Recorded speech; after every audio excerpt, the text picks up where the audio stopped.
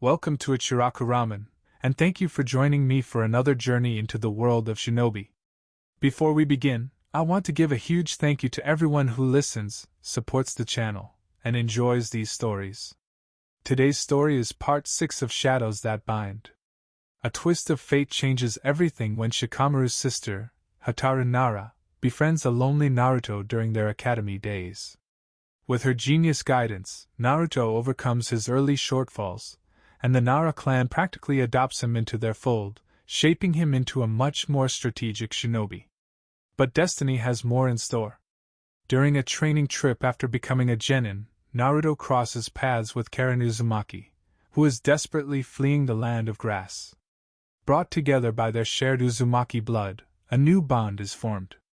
Caught between his childhood connection with Hotaru and a sudden, deep tie to Karin, Naruto finds himself in the middle of a complex love triangle. Two paths to kunoichi, which will he choose? This is a fan-made story inspired by the world of Naruto. All characters in the original universe belong to their respective creators. This narration is created for entertainment purposes as part of a transformative storytelling experience. The story itself was written by Dark Knight 1994, and full credit goes to the original author. If you would like to read the original version, the link to this story is included in the video description below.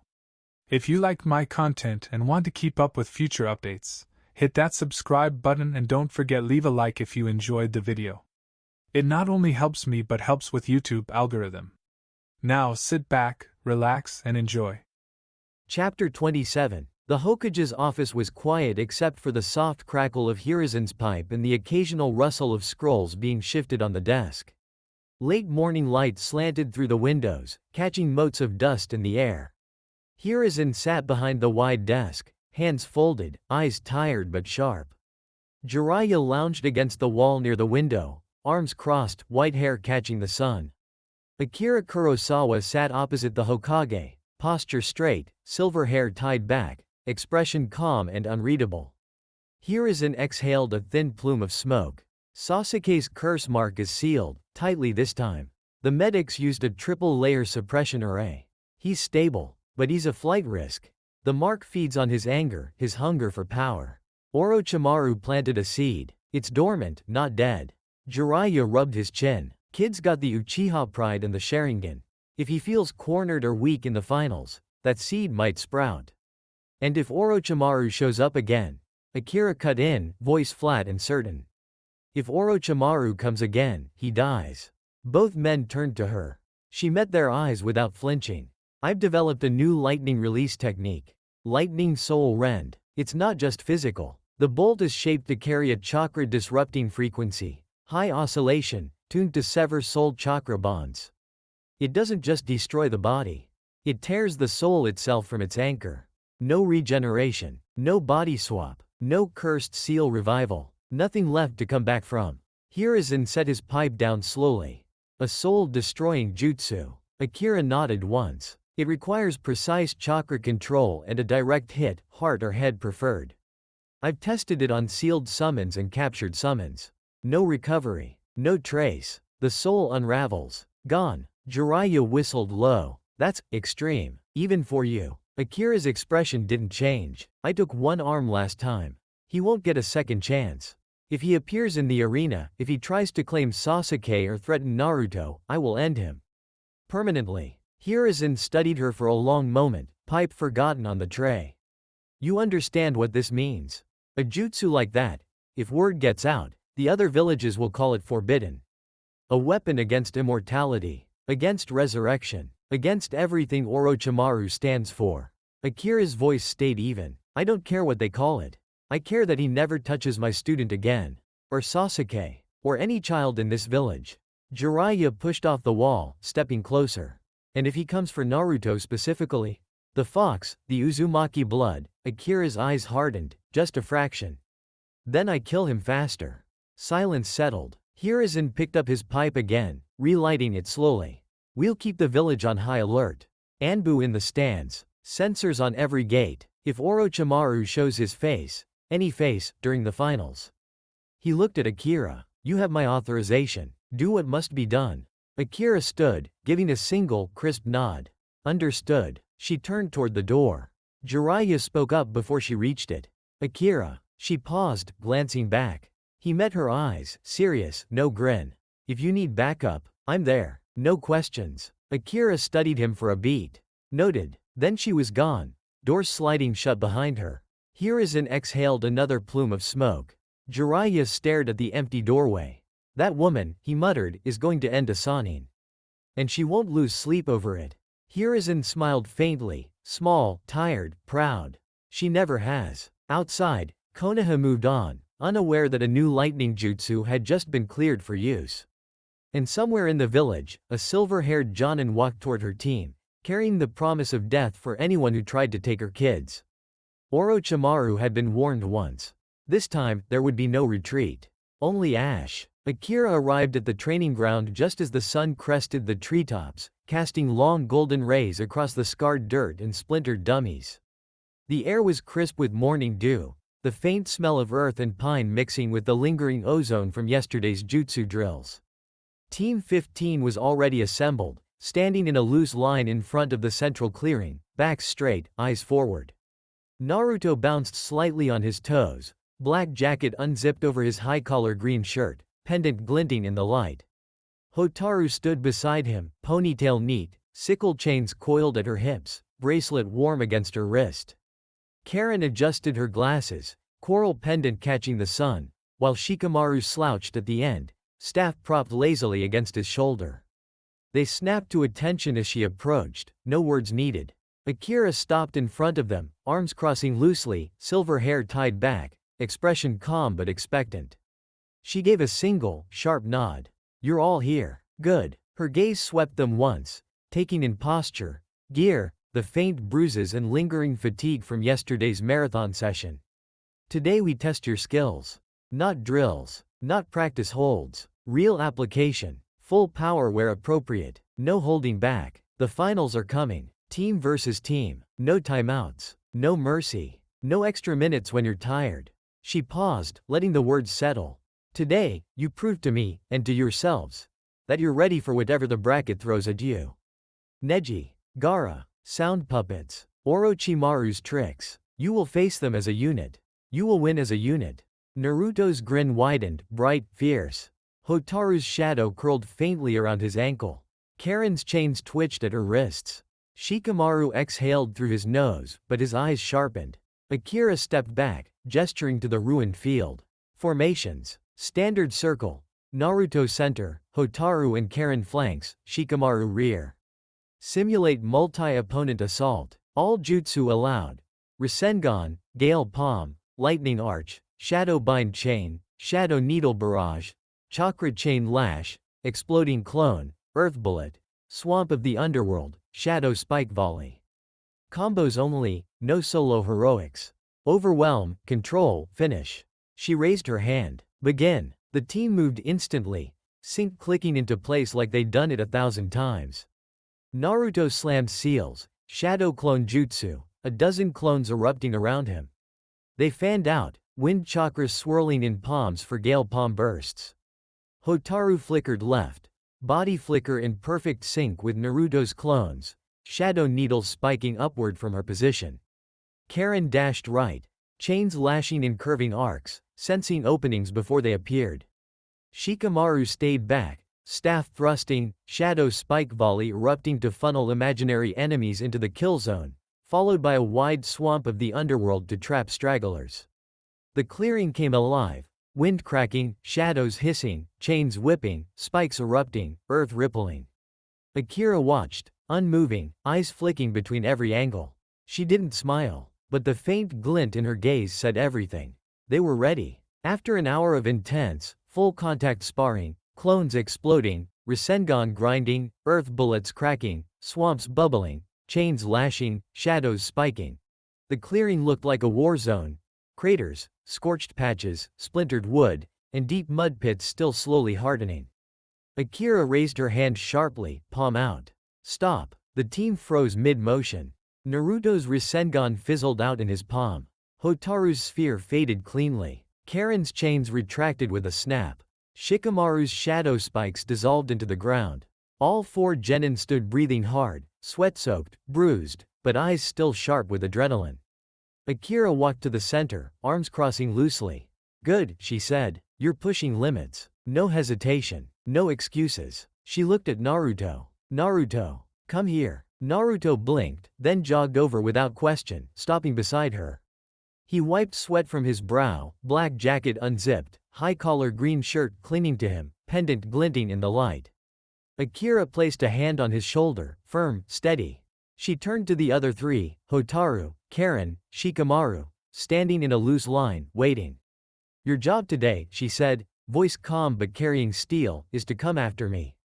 To take Naruto back. Full force. No holding back. Jutsu allowed. Rasengan, chains, spikes, bullets, swamps, everything. Treat me as the enemy. Treat Naruto as the objective." A slow, rare grin curved her lips, sharp, almost playful. "You have until the end of the day." Before any of them could respond, chakra flickered around her.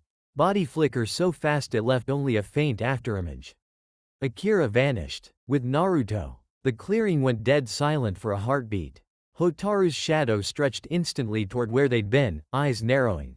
Karin adjusted her glasses, chains already uncoiling. Shikamaru sighed, but his grip tightened on his staff. "Troublesome, but yeah, let's go get him back." Hotaru's voice was quiet, certain. "Full force." Karin smirked faintly. "He's ours. She's not keeping him." Shikamaru thrust his staff downward, shadow spikes erupting in a wide volley to scout the terrain. "Spread out." Karin, sense her chakra. Hotaru, shadows on the ground. "Alt trap paths. We find them. We take him." The three moved, sync clicking into place. Hotaru flickered first, body flicker carrying her forward in a blur. Karin followed, chains lashing ahead to probe. Shikamaru brought up the rear, shadows spreading like ink across the ground. The hunt was on. Akira had taken Naruto, but Team 15 wasn't letting him go. Not without a fight, and they had until sundown. The forest around the training ground waited, trees thick, shadows deep. Somewhere in the trees, Akira stood with Naruto beside her, hand still on his shoulder, grin still in place. "They're coming," she said quietly. Naruto laughed, bright, excited. "Good, let's see what they've got." The day stretched ahead, and the game had just begun. Akira stood at the edge of the open ground, Naruto at her side, his hand still on her shoulder from the flicker that had carried them here.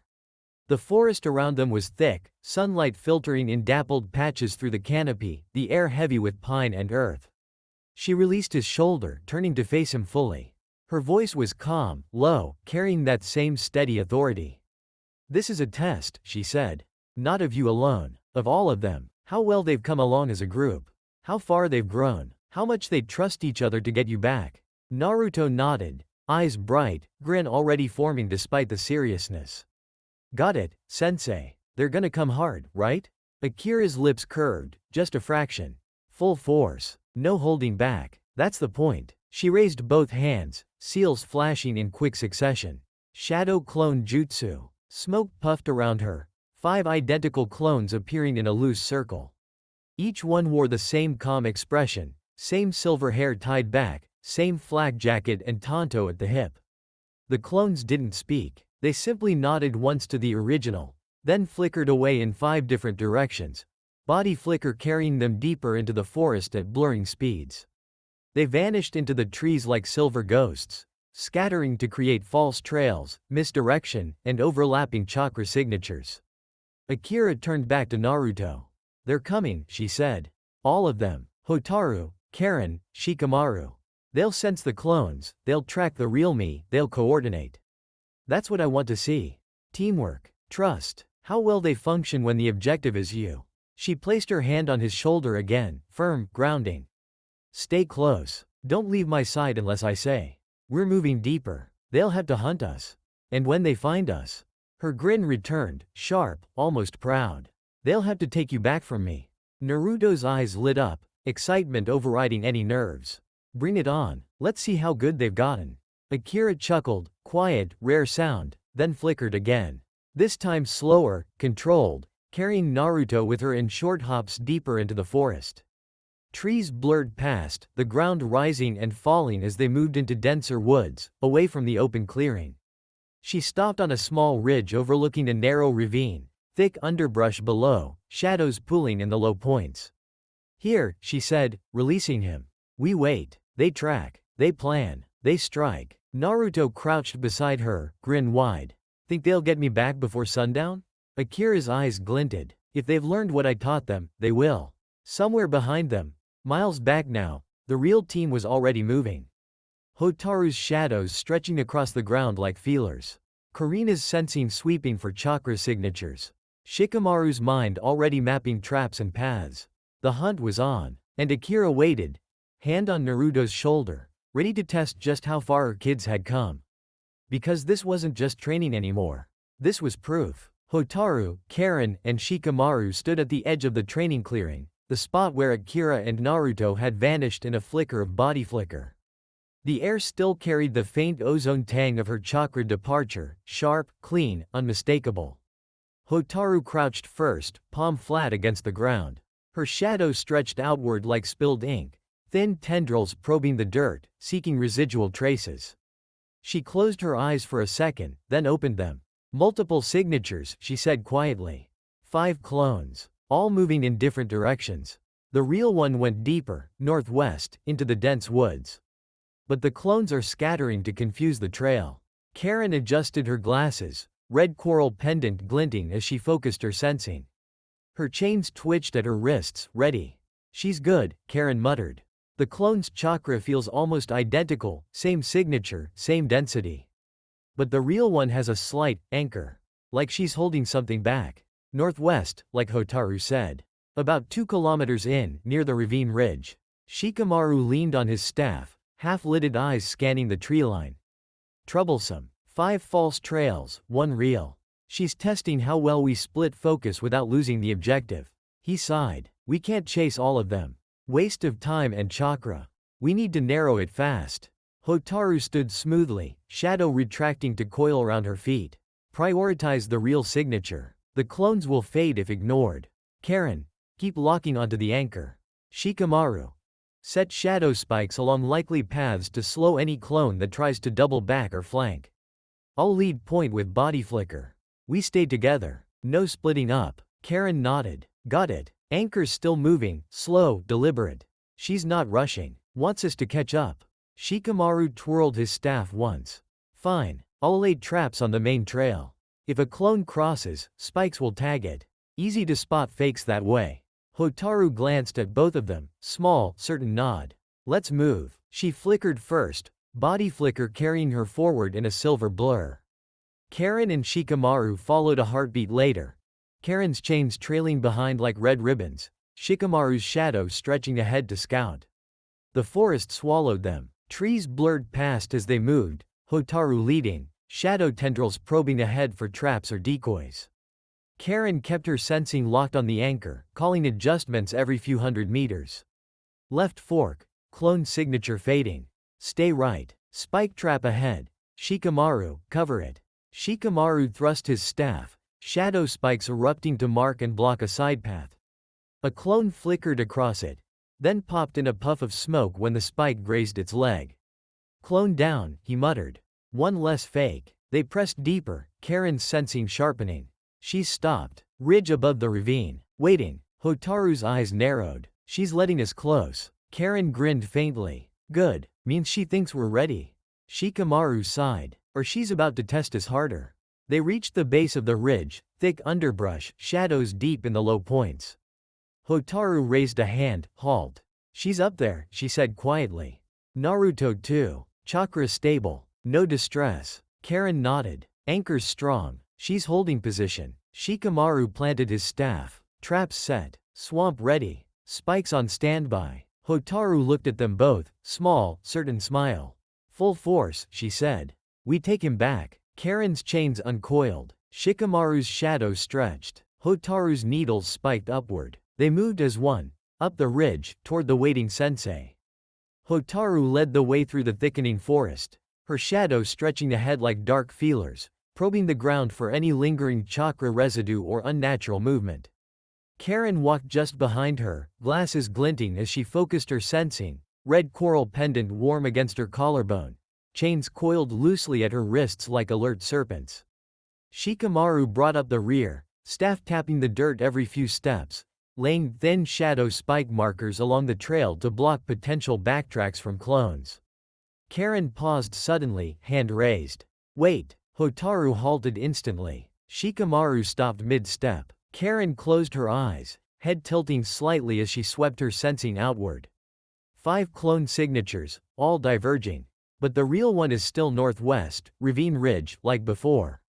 The clones are fakes, but they're good. Same density, same flow. If I wasn't tuned to her anchor. She opened her eyes, pointing left. That path. Clone. Fading fast. Right path. Another clone, weaker echo. Straight ahead, strongest match.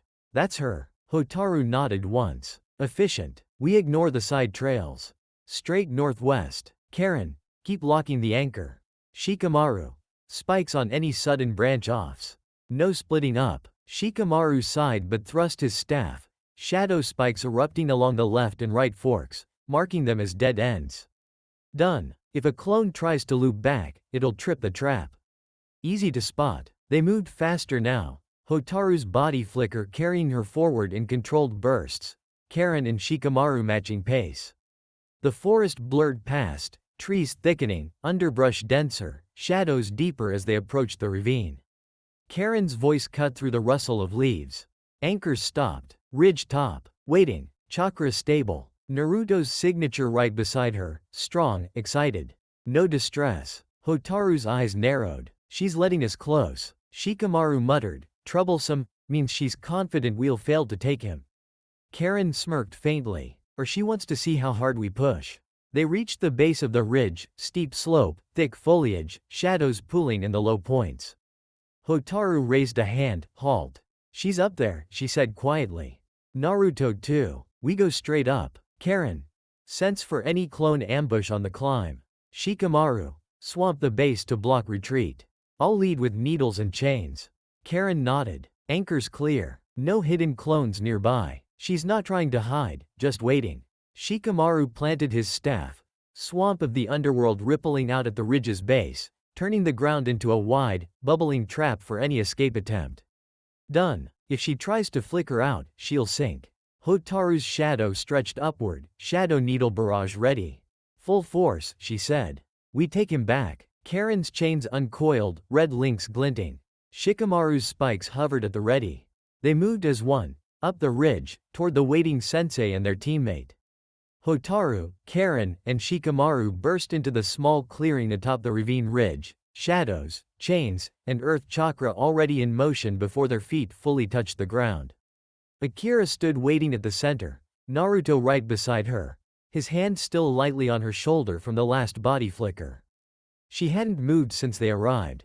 Her expression was calm, almost expectant, silver hair catching the dappled sunlight filtering through the canopy.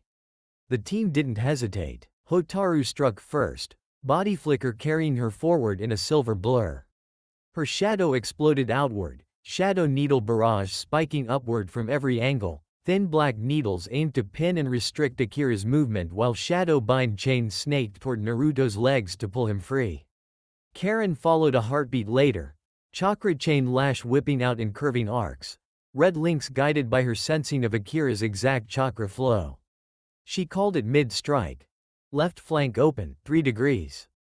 Shikamaru planted his staff, earth release. Swamp of the underworld rippling beneath Akira's feet, ground softening into bubbling mud to drag her down, followed immediately by shadow spike volley erupting in a tight circle to block escape routes. Naruto grinned wide beside Akira, bouncing on his toes.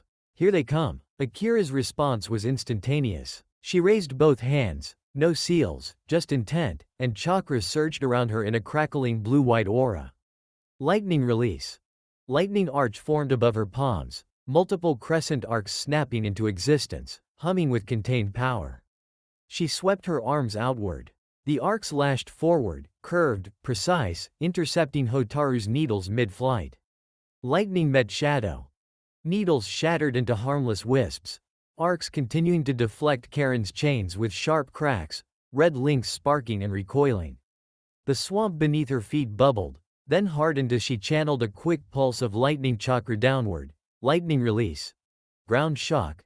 Electrifying the mud and forcing it back into solid earth with a sizzling hiss. Shikamaru's spikes rose to pin her. Akira flickered. Body flicker carrying her and Naruto sideways in a blur, reappearing just outside the trap circle. She countered with a single lightning arch crescent, curving around Shikamaru's spikes and slicing through them cleanly, forcing him to retract the shadows or lose the staff. The team pressed harder. Hotaru flickered again, chains whipping toward Naruto while needles rained from above. Karin's chains curved midair, sensing Akira's dodge before it happened, and lashed toward Naruto's waist. Shikamaru thrust his staff, earth bullet firing from his mouth in quick succession, forcing Akira to weave. Akira grinned, sharp, proud, and met them head-on. She flickered between attacks, body flicker so fast it left afterimages, deflecting chains with lightning arch sweeps, shattering needles with precise arcs, grounding swamps with electrified pulses, dodging bullets with minimal movement. Naruto laughed beside her, bright, exhilarated, dodging alongside her, occasionally firing gale palm bursts to scatter incoming chains or spikes. "They're not giving up, sensei." Akira's voice cut through the chaos, calm, steady, carrying over the crack of lightning and the hiss of shadows. "Good, they shouldn't." She swept another lightning arch, wide crescent, deflecting a combined assault of chains, needles, and bullets in one clean motion. The team regrouped instantly, Hotaru calling angles, Karin sensing gaps, Shikamaru laying new traps, pressing forward without pause. Akira stood her ground, Naruto safe beside her, watching them come. Testing, pushing, and quietly, very quietly, pleased. Because they were giving her everything. And she was giving it right back. The day was far from over. Hotaru, Karin, and Shikamaru regrouped at the base of the ridge, crouching low in the thick underbrush. The first assault had been repelled. Akira's lightning arch had shattered needles, deflected chains, and grounded swamps in seconds. But they'd learned a lot in those brief moments of contact. Hotaru's shadow retracted slowly from the slope, pulling at her feet as she analyzed. "She's fast," she said quietly. Body flicker is precise. Lightning arch counters ranged attacks cleanly. No hesitation. But she didn't pursue. She's still holding position, waiting for us to try again. Karin pushed her glasses up, coral pendant warm as she focused her sensing upward. Anchor hasn't moved. Naruto's signature is right beside her, excited, no fear. Chakra stable. She's not running or hiding. She wants us to keep coming. Shikamaru leaned on his staff, half-lidded eyes narrowing at the ridge. Troublesome, but obvious. First wave was a probe. We hit hard, she deflected. Now she knows our openings, needles too linear, chains predictable when she flickers, swamp too slow on uneven ground. He tapped the staff once against the dirt. We need to change the approach. Overwhelm from multiple vectors at once. No single point she can arc through. Hotaru nodded, small, certain. Regroup plan. Shikamaru and I go head on again. Full force. Needles, chains, swamp, spikes. Force her to commit to defense. Karin, stay back, use sensing to find the exact moment she shifts to counter. Then chain grab Naruto. Pull him free. If she flickers to protect him, we spike the landing zone. Karin's chains twitched at her wrists. Red links uncoiling slightly. Got it. I'll lock the anchor. The second she moves to block you too, chains go for Naruto. Yanking him out fast. Shikamaru twirled his staff once. Troublesome, but yeah, I'll lay wider swamp at the base. Force her to stay on the ridge. Spikes on the flanks to limit her flicker paths. Hotaru, needles and chains to pin her attention forward. Hotaru's shadow stretched toward the ridge, probing again. We go now. Full power. No hesitation. We take him back. Karin rose beside her, chains ready. Shikamaru planted his staff, earth chakra gathering. Let's move. They advanced again. Hotaru and Shikamaru leading the frontal push, Karin trailing slightly for overwatch. Hotaru flickered up the slope, body flicker carrying her in a silver blur. Shadow needle barrage launched immediately, thin black needles raining upward to restrict Akira's movement, followed by shadow bind chain snaking toward Naruto's legs. Shikamaru thrust his staff, earth release. Swamp of the underworld rippling out wider this time, bubbling mud spreading across the ridge base to cut off escape. Chained with shadow spike volley. Spikes erupting in a tighter circle to block flicker paths. Karin stayed lower, sensing every shift. Her chains uncoiled, red links whipping forward, waiting for the perfect moment Akira countered. At the ridge top, Akira stood with Naruto beside her, hand lightly on his shoulder. She watched them come, needles raining, swamp bubbling, spikes rising. Her grin returned, sharp, proud. Here they come, again. Naruto laughed, bright, excited. They're not giving up. Akira released him, stepping forward to meet the assault. Lightning release. Lightning arch snapped into existence above her palms, multiple crescents humming with power. She swept her arms outward. Arcs lashed forward, curving, precise, shattering Hotaru's needles mid-flight, deflecting Karin's chains with sharp cracks, grounding the swamp with an electrified pulse that hardened the mud back into solid earth. But this time, the team was ready.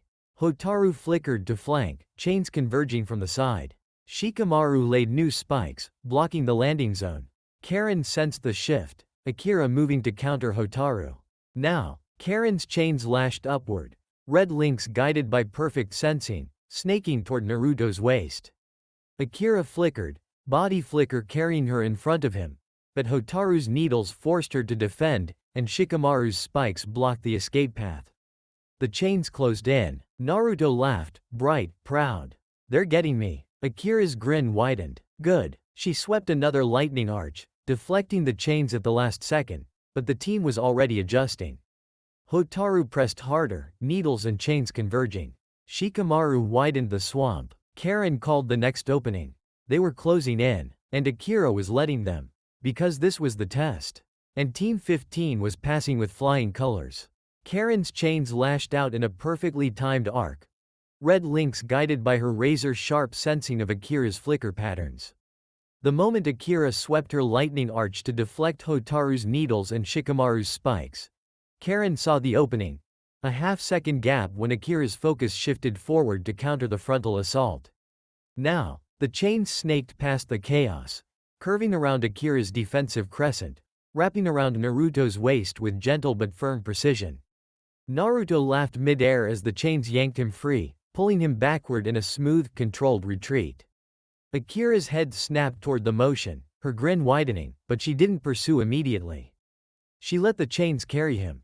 Karin retracted fast, red links reeling Naruto in like a lifeline. He landed lightly beside her at the rear of the ridge, feet touching down on solid ground. The chains loosened and uncoiled, setting him down gently. Karin stepped close, glasses glinting, coral pendant warm against her collarbone, and leaned in to press a quick, grinning kiss to his cheek. "Miss me?" she teased, voice low and playful. Naruto's face went pink instantly, grin turning sheepish as he rubbed the spot. "Yeah, a lot," he admitted, laughing softly. "That was awesome. You timed it perfect." Hotaru and Shikamaru fell back immediately, Hotaru flickering to Karin's side with body flicker. Shadow stretching protectively around Naruto. Shikamaru retreating with a lazy thrust of his staff, laying a final earth release. Swamp of the underworld behind them to slow any pursuit. Akira stood at the ridge top, arms crossed, silver hair catching the breeze. She watched them regroup, Naruto safe in the center, flanked by Hotaru and Karin, Shikamaru covering the rear. She gave a single, sharp nod, pride clear in the small curve of her lips. "You got him back," she called down, voice carrying easily. Clean extraction, good timing, good coordination. She paused, letting them catch their breath. 5 minutes head start, she continued. Run, hide, regroup, use the forest, use everything you've learned, then I'll come for you again. To test your resolve. Her grin returned, sharp, almost playful. Prove you can keep him safe. Prove you can hold him against me. Naruto laughed, bright, exhilarated, already bouncing on his toes. 5 minutes? Plenty of time. Let's go, team. Hotaru's hands slipped into his, fingers threading through his naturally. Move, she said quietly. Northwest, deeper woods. We'll set traps. Karin nodded, chains ready. Shikamaru sighed but lifted his staff. Troublesome, but yeah, let's make her work for it. The three turned. Naruto in the middle, Hotaru and Karin flanking, Shikamaru covering the rear, and vanished into the trees in a coordinated blur of body flicker and shadow. Akira watched them go, silver hair shifting in the wind, eyes glinting with quiet satisfaction. She counted silently. 5 minutes, then she'd hunt. Hotaru, Karin, and Shikamaru retreated swiftly down the ridge's far slope, moving in tight formation. Hotaru leading with shadow tendrils probing ahead, Karin sensing for any pursuit or clone signatures, Shikamaru laying quick shadow spike markers to block backtracks. They didn't stop until they'd put a solid kilometer between themselves and the ridge top, ducking into a small, sheltered hollow beneath a thick cluster of cedar trees. The three crouched low, breathing controlled but heavy. Hotaru's shadow pulled around them like a protective veil, thin enough not to draw attention, thick enough to mask their chakra from casual scans. Karin pushed her glasses up, coral pendant warm as she swept her sensing outward. "No pursuit yet," Karin said quietly. "Anchor's still on the ridge. She's waiting. No clones following. She's giving us the head start." Shikamaru leaned his staff against a tree trunk, exhaling through his nose. "Troublesome, but smart. She wants us to think we have time. Means she's confident we'll come back. Or she's setting something up." Hotaru nodded once, small, certain. "We use the time. Regroup. Plan. She expects head-on again. We change the approach." Karin's eyes narrowed thoughtfully, chains twitching at her wrists as she considered options. "I have an idea," she said. "Lure her into a trap. Use water jutsu." Shikamaru raised an eyebrow. "We don't have strong water release. None of us." Karin smirked faintly. "We don't need strong. We need clever. There's a stream half a kilometer east, narrow but deep, fast current. I can sense it. If we lead her there, make her think Naruto's hiding near the water, we set up a combo trap." She gestured with one hand, chains uncoiling slightly to illustrate. "Shikamaru, swamp the banks on both sides. Make the ground soft, unstable.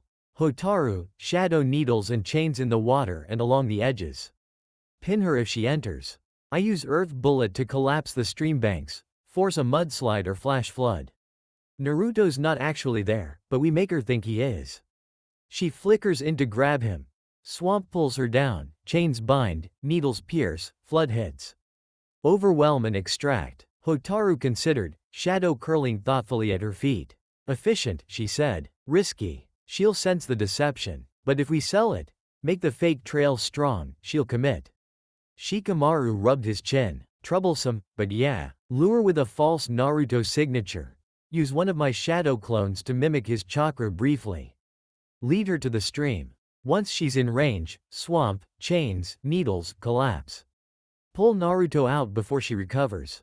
Hotaru nodded. "We move now." Karin, "Sense the stream path." Shikamaru, "Prepare the fake trail and shadow clone decoy. I'll cover our real retreat and set shadow markers for the trap zone." Karin stood, chains retracting. "Let's do it. 5 minutes head starts almost up. She's coming." Shikamaru sighed but pushed off the tree. "Troublesome, but fine. Let's lure the headhunter into a swamp." Hotaru's shadow stretched forward, probing the way. The plan had worked almost perfectly. After the initial regroup and trap setup at the stream, they had adjusted on the fly when Akira proved too slippery for the water collapse.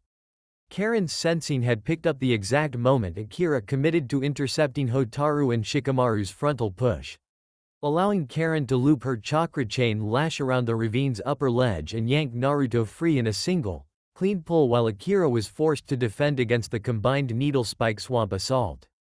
Akira had let it happen. She could have flickered faster. Could have arced lightning to sever the chains mid-pull. Instead, she stepped back, arms lowering, grin widening into something almost proud, as Karin reeled Naruto in and the team retreated in tight formation. Now, the three of them, plus Naruto safely in the center, crouched in a small, sheltered hollow deeper in the forest. Half a kilometer from the stream, hidden by dense cedar and shadow cover from Hotaru's veil. Breathing hard but controlled, adrenaline still buzzing. Naruto sat cross-legged in the middle, black jacket unzipped, high-collar green shirt damp with sweat, pendant glinting as he laughed, quiet, exhilarated. "You guys got me back. That chain pull was perfect, Karin. And Hotaru. Those needles kept her pinned just long enough. Karin smirked, pushing her glasses up as her chains retracted fully. Told you. Sensing the exact flicker window. She let us have it. Could have cut the chains. She wanted us to succeed. Hotaru knelt beside Naruto, shadow curling protectively around his ankle, hand brushing his briefly. She tested our resolve, she said quietly. And we passed. Extraction clean. No casualties. No hesitation. Shikamaru leaned against a tree trunk, staff planted in the dirt, exhaling through his nose. Troublesome, but yeah, we got him. She's probably already counting the 5-minute head start she promised. Naruto looked around at them. Hotaru on his left, Karin on his right, Shikamaru covering the rear, grinning so wide his whisker marks stretched. You guys, you really came for me. Full force. No giving up. That was awesome. Hotaru's fingers tightened on his hand for a second, quiet, certain. You're ours, she said simply. We don't leave what's ours behind. Karin leaned in, pressing a quick kiss to his other cheek, playful but warm. Team thing, she added with a grin. Can't let sensei keep you forever. Shikamaru rolled his eyes but smirked faintly. Yeah, troublesome, but we're not losing you to a headhunter game of tag. Naruto's face went pink again, from both kisses and the words, but his grin stayed bright. Best team ever. Believe it. Hotaru stood smoothly, shadow stretching outward to scout. 5 minutes almost up. She's coming. We move deeper, set secondary traps. Use the stream decoy again if needed. Stay together. Karin nodded, chains ready. Shikamaru pushed off the tree. Let's make her chase us a little longer. They rose as one. Naruto in the center, flanked and covered, vanishing deeper into the forest in coordinated body flicker. Behind them, 5 minutes ticked down. Hotaru, Karin, and Shikamaru worked in near-silent coordination near the narrow stream, the fast-moving water rushing over smooth stones at the bottom of the shallow ravine. The banks were steep and muddy from recent rain, perfect for what they had in mind. Hotaru crouched at the upper edge of the southern bank, palm pressed to the earth. Her shadow stretched downward, thin tendrils sinking into the soil like roots, preparing shadow needle barrage positions along the slope and shadow bind chain anchors hidden just beneath the surface. She murmured quietly, needles ready for rain. Chains to bind if she lands in the mud. I'll trigger the slide from above. Karin knelt a few meters downstream, hands glowing faintly with earth chakra. She focused on the upper bank, earth release. Earth bullet charged in her mouth, not to fire yet but to compress and weaken the soil structure. Banks are soft enough. One good volley collapses the top layer, flash mudslide straight into the stream. If she flickers in to grab the decoy, she'll hit the swamp and slide with it. Shikamaru stood at the northern bank, staff planted deep. He exhaled slowly, channeling chakra downward, earth release. Swamp of the underworld rippling out along both sides of the stream, turning the banks into wide, bubbling mud pits. The swamp connected seamlessly with the natural mud, creating a deceptive, solid path that would give way under weight. He chained it with hidden shadow spike volley, spikes waiting just below the surface to erupt and pin anyone who sank too deep. Swamp set, he muttered. Wider than last time. If she steps on the bank to pursue the decoy, she sinks. Spikes trigger on full weight. Mudslide hits, she loses footing. Hotaru pins with needles and chains. Karin pulls Naruto out. Clean. Karin nodded, finishing her preparation, earth bullet ready to fire into the weakened upper slope. Decoy clone's trail is strong. She'll follow it straight here. Naruto's signature echo is convincing, enough to fool casual sensing. She commits to the stream, we trigger everything at once. Hotaru stood smoothly, shadow retracting to coil around her feet. Positions. Shikamaru rear, swamp and spikes on standby. Karin overwatch. Sense the moment she enters the ravine. Fire the collapse bullet when she's mid-flicker or committed to the bank. I'll take high ground, needles and chains from above. We overwhelm, extract Naruto, retreat deeper.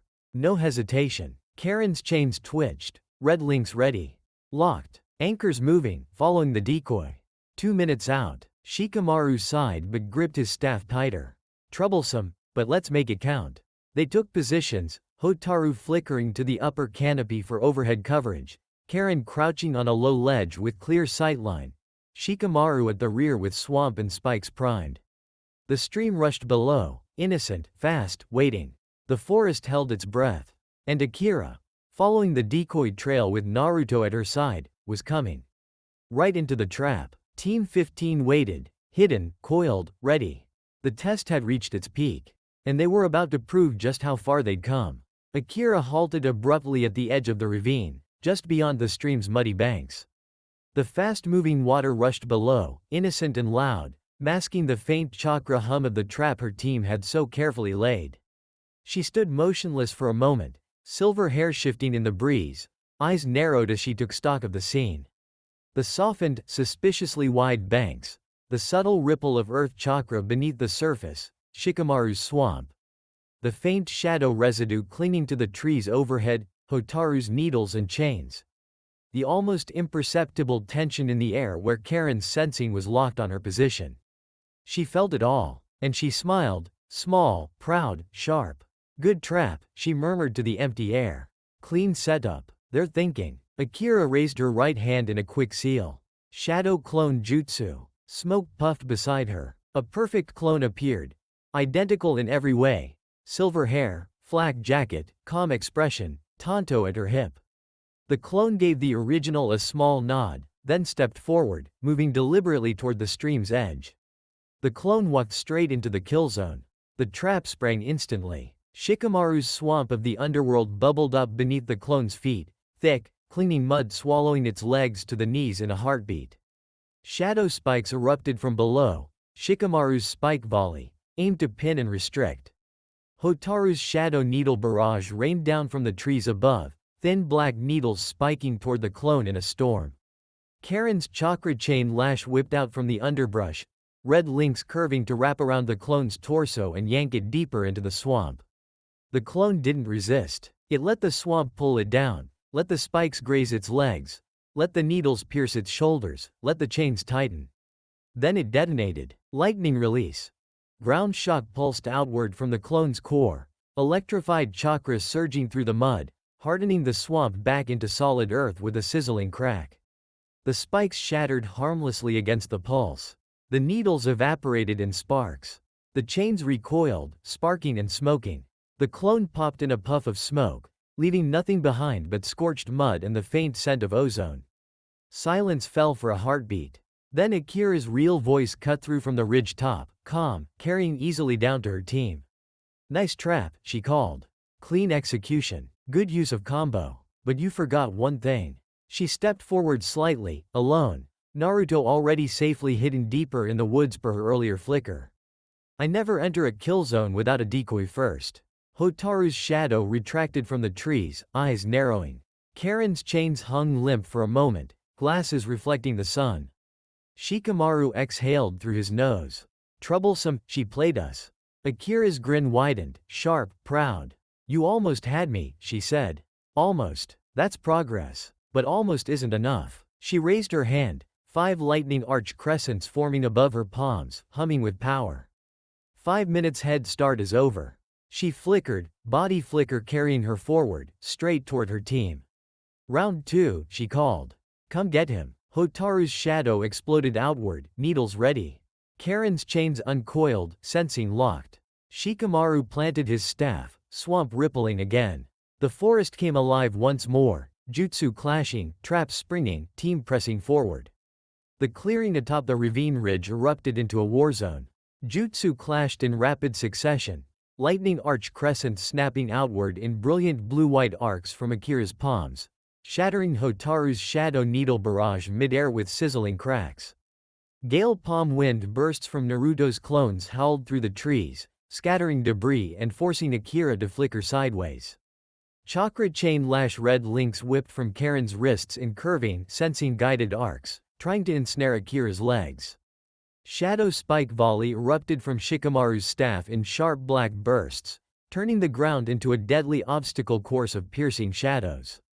Akira moved like liquid silver, body flicker carrying her through the onslaught with minimal effort, deflecting chains with lightning sweeps, grounding shadow spikes with electrified pulses, sidestepping wind blasts that tore gouges in the earth. She wasn't attacking to kill. She was testing, pushing their limits, forcing them to adapt, to coordinate, to refuse to break. Hotaru flickered high into the canopy, body flicker, shadow stretching downward like dark rain. She launched shadow bind chain in a wide net, tendrils snaking toward Akira from multiple angles while shadow needle barrage rained from above. Karin called the openings, left shoulder open. Rotation gap in 2. Chains curving mid-flight to exploit the momentary weakness. Shikamaru laid swamp of the underworld beneath Akira's landing zones, mud bubbling up to slow her flicker, spikes hidden just below to pin if she touched down. Naruto's clones swarmed, some firing gale palm to scatter her defenses, others prepping small Rasengan for grinding pressure. Akira deflected again, lightning arch sweeping in a wide crescent, then flickered back, buying a heartbeat of space. That's when Hotaru struck. From the trees, her shadow exploded outward, not needles, not chains, but shadow possession jutsu, the classic Nara technique, refined and amplified through months of training with Shikamaru.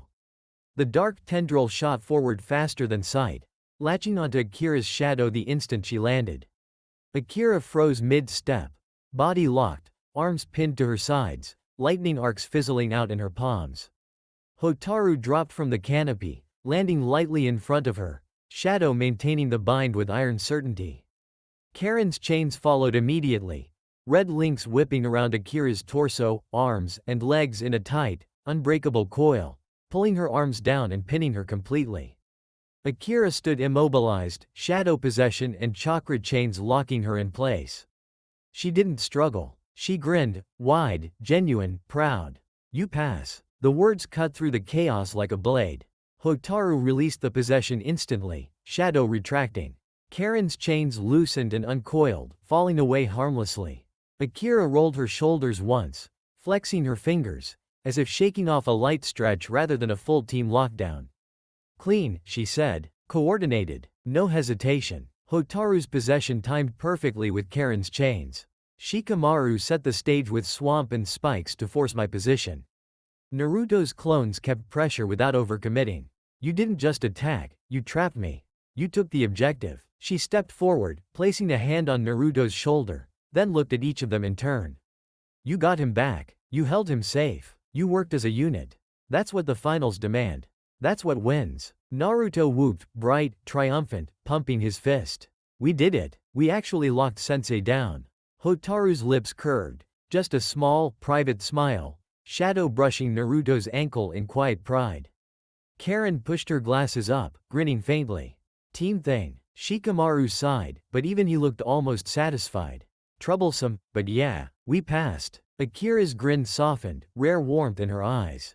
"You did. All of you." She ruffled Naruto's hair once, firm, affectionate, then stepped back. "Rest, eat, recover. The bracket draw is tomorrow.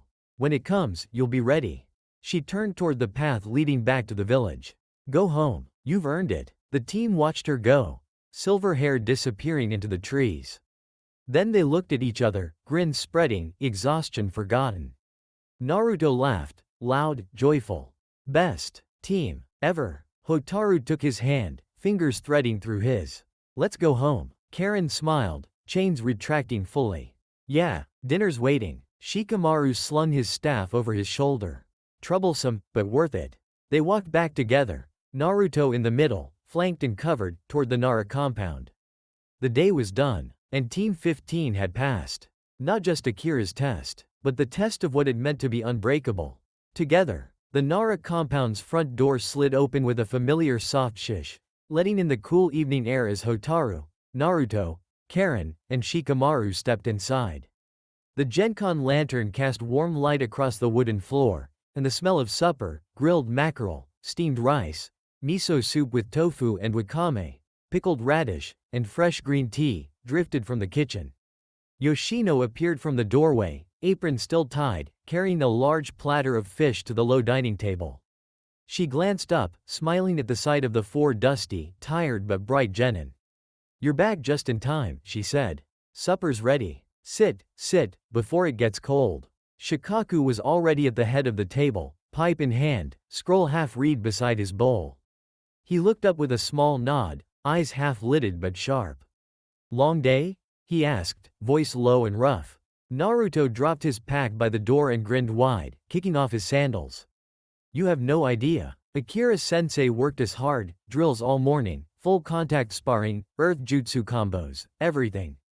Hotaru placed her sandals neatly beside his, then moved to the table and sat gracefully in her usual spot.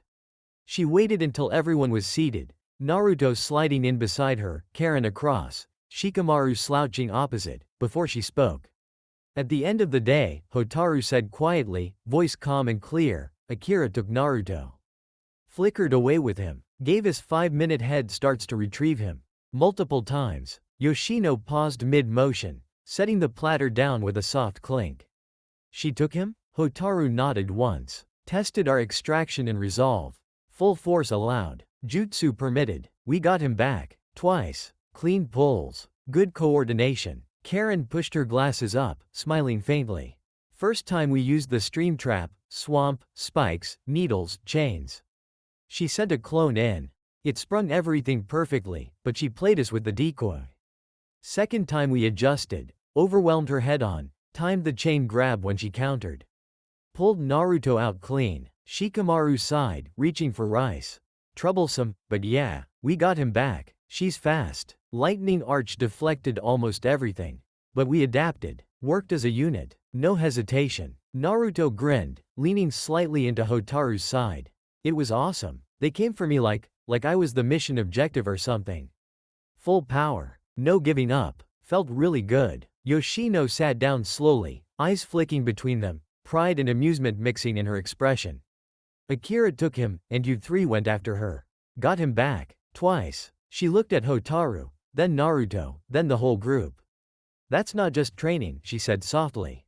That's family. That's trust. You didn't leave him behind.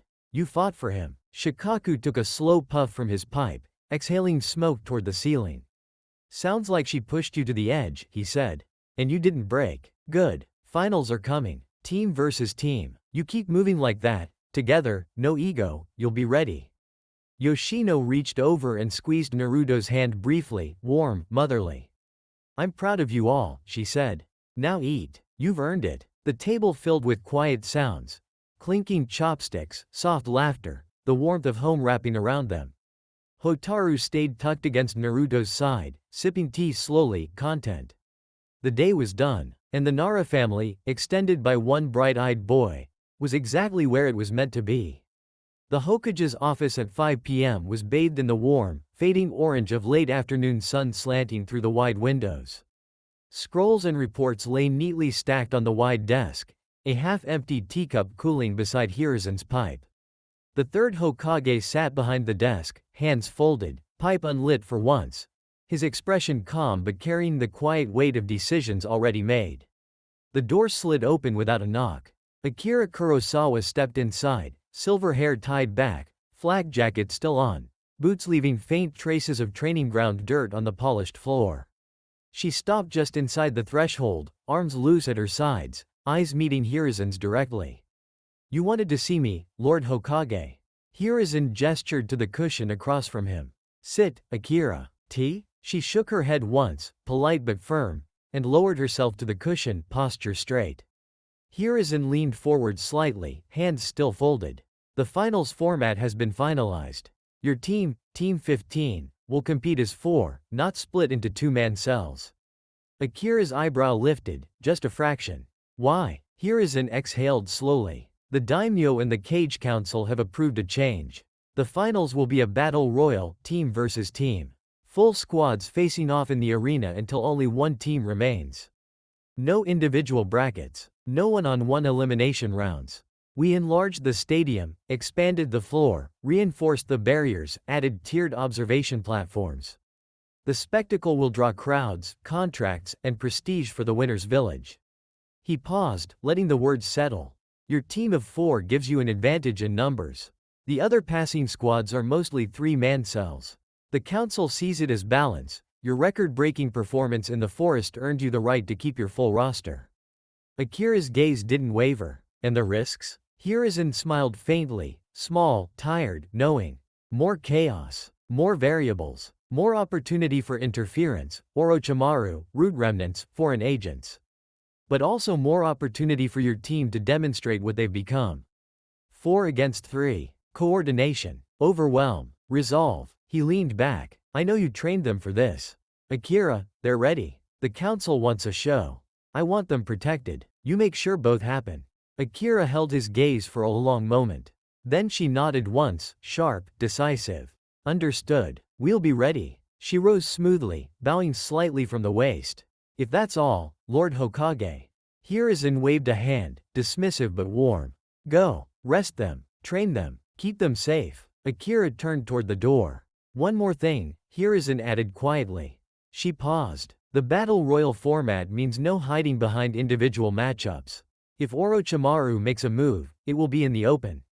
In front of everyone. Akira's hand rested briefly on her tanto hilt, habit, not threat. Then he dies in the open, she said simply. She slid the door shut behind her. Hiruzen sat alone in the quiet office, pipe still unlit. The finals were coming, team versus team, 4 against the world, and Akira Kurosawa would make sure her kids walked out the other side. Unbroken, Akira walked the quiet streets of Konoha as the sun dipped below the horizon, painting the rooftops in soft oranges and pinks. The day's training still lingered in her muscles, the ache of repeated body flickers, the faint buzz of lightning chakra, but it was a good ache. A satisfied one. She smiled, small, private, the kind she rarely let anyone see. Not worried, not anxious, at peace. Her team had passed every test she'd thrown at them today. They had retrieved Naruto twice, clean, coordinated, no hesitation. They had adapted to her decoys, sprung traps, pressed forward when most genin would have faltered. They fought like a unit. Like family. She had made them a solid fighting force. And that was enough. The familiar wooden door of her small apartment came into view. She slid it open, stepped inside, kicked off her boots at the Gencon. The space was sparse as always, low table, rolled futon, weapon rack, single shelf of scrolls. No clutter. No excess. Just enough. She moved to the kitchenette, rolling up her sleeves. Supper would be simple. Rice, grilled fish from the market, miso soup, pickled vegetables. Routine. Comforting. As the rice cooker hissed and the fish sizzled in the pan, her mind drifted. A memory surfaced, unbidden, warm. A younger Naruto, 5, maybe 6, clinging to her leg as she walked him back from the market. Tiny arms wrapped tight around her thigh, face buried against her pants, laughing, no fear whatsoever. Not of the villagers staring, not of the whispers, not of the dark apartment waiting at the end of the street. Akira nay, can we get ramen tomorrow too? She had ruffled his hair, messy blonde spikes, without breaking stride. If you finish your vegetables tonight. He had giggled, high, bright, fearless, and clung tighter. No hesitation, no doubt, just trust. Complete, unshakable trust. Akira turned the fish in the pan, the sizzle filling the quiet room. She had kept that promise. Every day. And now, years later, he had a team that would go through hell to get him back. A smile tugged at her lips again, small, steady, real. She plated the food, poured tea, sat at the low table alone. Outside, Konoha settled into night. Inside, Akira ate slowly, peaceful, content. Her kids were ready. And tomorrow, the finals would prove it. She had done her job. And she had done it well. The knock at Akira's door came just as she was rinsing the last of her supper dishes, simple grilled fish and rice, now cleared away, the small apartment quiet except for the faint drip of the tap. She dried her hands on a towel, brow furrowing slightly. Visitors after dark were rare. She crossed the room in 3 steps and slid the door open. Kakashi Hitaki stood in the hallway, silver hair catching the lantern light from inside, mask in place, visible eye crinkled in that familiar half-smile. Hands in his pockets, posture relaxed, no scroll or urgent message in sight. Akira, he said, voice low and casual. Just passing by. Thought I'd see how you're holding up with the finals looming. Akira's eyebrow lifted, just a fraction, surprise flickering before her usual calm settled back in. Kakashi, no mission? No Hokage orders? He shrugged lightly. No, just curiosity. She studied him for a beat, then stepped aside.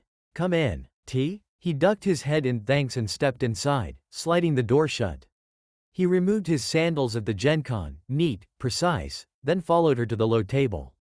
She poured 2 cups of green tea from the kettle still warm on the warmer, sliding one across to him before sitting opposite. Kakashi lowered himself to the cushion, graceful, unhurried, cup cradled in both hands. Akira took a sip of her own tea, watching him over the rim. "You didn't come for tea," she said plainly. "What do you want to know?" Kakashi's eye crinkled, almost amused. "You're direct. Always have been." He set the cup down without drinking. "Your team," he said. "Team 15. I've heard the rumors, forest record, Rasengan mastery, extraction drills, battle royal format now. They're the talk of the Genin lounge. I wanted to see how you feel about them. Not the reports. Not the council chatter. You." Akira set her cup down slowly. She looked at him, really looked, then leaned back slightly, arms crossing loosely. "I feel at peace," she said after a moment. "They're solid. Not just strong. Solid. They trust each other. They cover each other. They don't leave anyone behind. Naruto's not alone anymore. He's got Hotaru who claims him quietly, Karin who protects him fiercely, Shikamaru who thinks 3 steps ahead for all of them. They've grown into a unit. A real one." Her voice stayed even, but there was a rare warmth beneath it. "I'm not worried about the finals. Not about them. They'll power through whoever they face, Neji, Gaara, Orochimaru's puppets. Because they fight for each other. Not just to win, to keep what's theirs." Kakashi watched her, eyes soft, almost thoughtful. "And you?" he asked quietly. "How do you feel, carrying that weight? Knowing they look to you first?" Akira exhaled once, slow, steady. "Proud," she said, "and responsible. I promised someone I'd look after the boy. I kept that promise. And somewhere along the way, I got a family out of it. Not just him. All of them." She looked toward the window, Konoha lights flickering in the distance. "I'm at peace because I know they'll be okay. Even if I fall, they'll have each other. And that's more than most shinobi ever get." Kakashi was quiet for a long moment. Then he smiled, small, genuine, the kind that reached his eye. "You're doing better by them than most of us ever did by our own students." Akira glanced back at him, sharp, but not unkind. "Maybe, but I'm not done yet." Kakashi stood smoothly. "That's why I came," he said. "To see for myself. You're not worried. You're ready. And so are they." He moved toward the door, pausing at the threshold. "If you ever need backup in the finals, I'm there. No questions." Akira gave a small nod. "Noted." Kakashi slid the door open, stepped out into the night. Akira sat alone again, tea cooling, apartment quiet. She smiled, small, private, content. Her kids were ready. And she was proud. That was enough. She rose, cleared the cups, and prepared for tomorrow. The battle royal waited. The Hokage's office was dim in the early evening light, the last golden rays of sunset filtering through the windows and casting long shadows across the desk.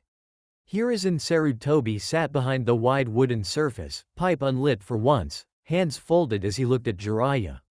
The toad sage leaned against the wall near the bookshelf, arms crossed, white hair catching the fading glow.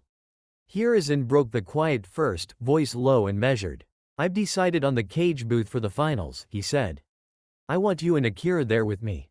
Jiraiya's eyebrows lifted slightly, surprise flickering across his face before he pushed off the wall. "Me and the headhunter? In the booth?" He let out a low whistle, half amused, half impressed. "You sure about that, old man? Akira's not exactly known for small talk, and I'm, well, me." Hiruzen smiled faintly, small, tired, but resolute. "Exactly why. The battle royal format means chaos in the arena. Team versus team. Enlarged stadium. Bigger crowds. Higher risks. Orochimaru's still out there. Curse marks, puppets, spies. If he makes a move during the finals, it will be in the open. In front of everyone." He leaned forward slightly. "You know Orochimaru better than most. You've fought him. You've tracked his patterns. Akira defeated him once, cut him down and made him run. She's got a personal stake, her team, Naruto especially. From the booth, you two can oversee the floor, spot threats before they escalate. If he tries anything, curse mark activation, infiltration, anything, you and Akira intervene. No bureaucracy. No waiting. Immediate response." Jiraiya rubbed his chin, grin fading into something more serious. "A front row seat to the bloodbath. And backup for the snake if he shows his face. I like it. Akira won't say no, she's protective as hell over that kid." Hiruzen nodded once. "She won't. And neither will you." Jiraiya let out a low chuckle, but there was no humor in it. "Count me in, old man. I'll be there. Sober. Mostly." He paused, gaze drifting to the window overlooking the village. Those kids. Team 15, they're something else. The way they moved today, extraction clean, traps layered, no hesitation. Akira's built a real unit. If Orochimaru tries to touch any of them, Hiruzen exhaled slowly. Then we end him. Permanently. The office fell quiet again, pipe smoke curling, sun sinking lower. The finals were coming. Team versus team. Battle royal. And the cage booth would have two of Konoha's sharpest blades watching over it. Just in case the snake slithered in. Chapter 28. The rain fell in a relentless gray curtain over Omegakure, drumming against the cracked metal roofs and pooling in the streets below the central platform. The massive square in front of the rebuilt tower, once Pain's domain, now stripped of its Akatsuki symbols, was packed shoulder to shoulder with thousands of villagers and surviving ninja. Faces gaunt from years of war and neglect, eyes hollow but burning with something new, hope edged with hunger. Aim no Takeshi stood at the edge of the elevated platform, black hair slicked back by the rain, dark cloak heavy with water but unmoving. He was tall, lean, scarred across the left cheek from Hanzo's era, voice carrying without amplification, raw, steady, cutting through the downpour like a blade. He raised one hand. The crowd fell silent instantly. People of Omegakure, Takeshi began, voice low at first, forcing them to strain forward to hear. In the short few months since I took power, we have restored order. We have restored stability. A murmur rippled through the crowd. Agreement, relief, pride. No more petty warlords fighting over scraps. No more Akatsuki puppets pulling strings from the shadows. No more Pain's empty godhood. We have ended the chaos. We have ended the fear. He stepped forward, rain streaming down his face like tears he refused to acknowledge. Look around you. The streets are patrolled, not by masked killers, but by our own sons and daughters. The power grid flickers back to life. The hospitals have medicine again.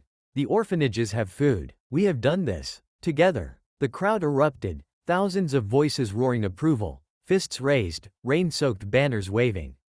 Takeshi let the sound wash over him, then raised his hand again. Silence returned almost instantly. But order and stability are not enough, he continued, voice rising now, steady, deliberate, gaining heat. We were once the greatest military force in the land of rain. Our ninja were feared, our techniques unmatched. The bigger villages, Konoha, Kiri, Iwa, used us as their battlefield. They fought their wars on our soil. They bled us dry. They left us broken. He leaned forward, voice dropping to a dangerous whisper that somehow carried to every corner of the square. No more. The crowd leaned in. No more will Omegakure be the battleground for the bigger villages. No more will our children grow up in rubble. No more will our rivers run red with foreign blood. He straightened, voice rising to a thunderous cadence. We are rebuilding our army. Not to conquer. Not to oppress. To defend. To make sure that when the next war comes, and it will come, the rain falls on their fields, not ours. We will be strong again. We will be feared again. And we will never be used again. The crowd exploded. Thousands of voices roaring as one, fists pumping, banners whipping in the wind and rain. Takeshi raised both arms, rain streaming down his face, eyes burning with conviction. Omegakure rises. The square shook with the response. Omegakure rises. He lowered his arms slowly, letting the chant fade into the rain. Then, quieter, almost intimate, as though speaking to each person individually. We have suffered enough. Now we build. Now we fight for ourselves. For our children. For our future. He turned slightly, looking toward the rebuilt tower behind him, the symbol of Pain's reign now stripped and repurposed. From this day forward, Omegakure stands alone. Strong. United. Unbreakable. The crowd roared again, louder, fiercer. Takeshi stood motionless in the rain, letting it soak him through. Inside, beneath the calm exterior, he allowed himself one small, cold smile. The bigger villages would hear this speech soon enough. And when they did, they would understand. Omegakure was no longer a pawn. It was a player. And the game had just begun. Aim no Takeshi stepped back from the platform's edge, rain still streaming down his face, cloak heavy and dark. The crowd's roar lingered behind him, thousands chanting, Omegakure rises, but he didn't acknowledge it again.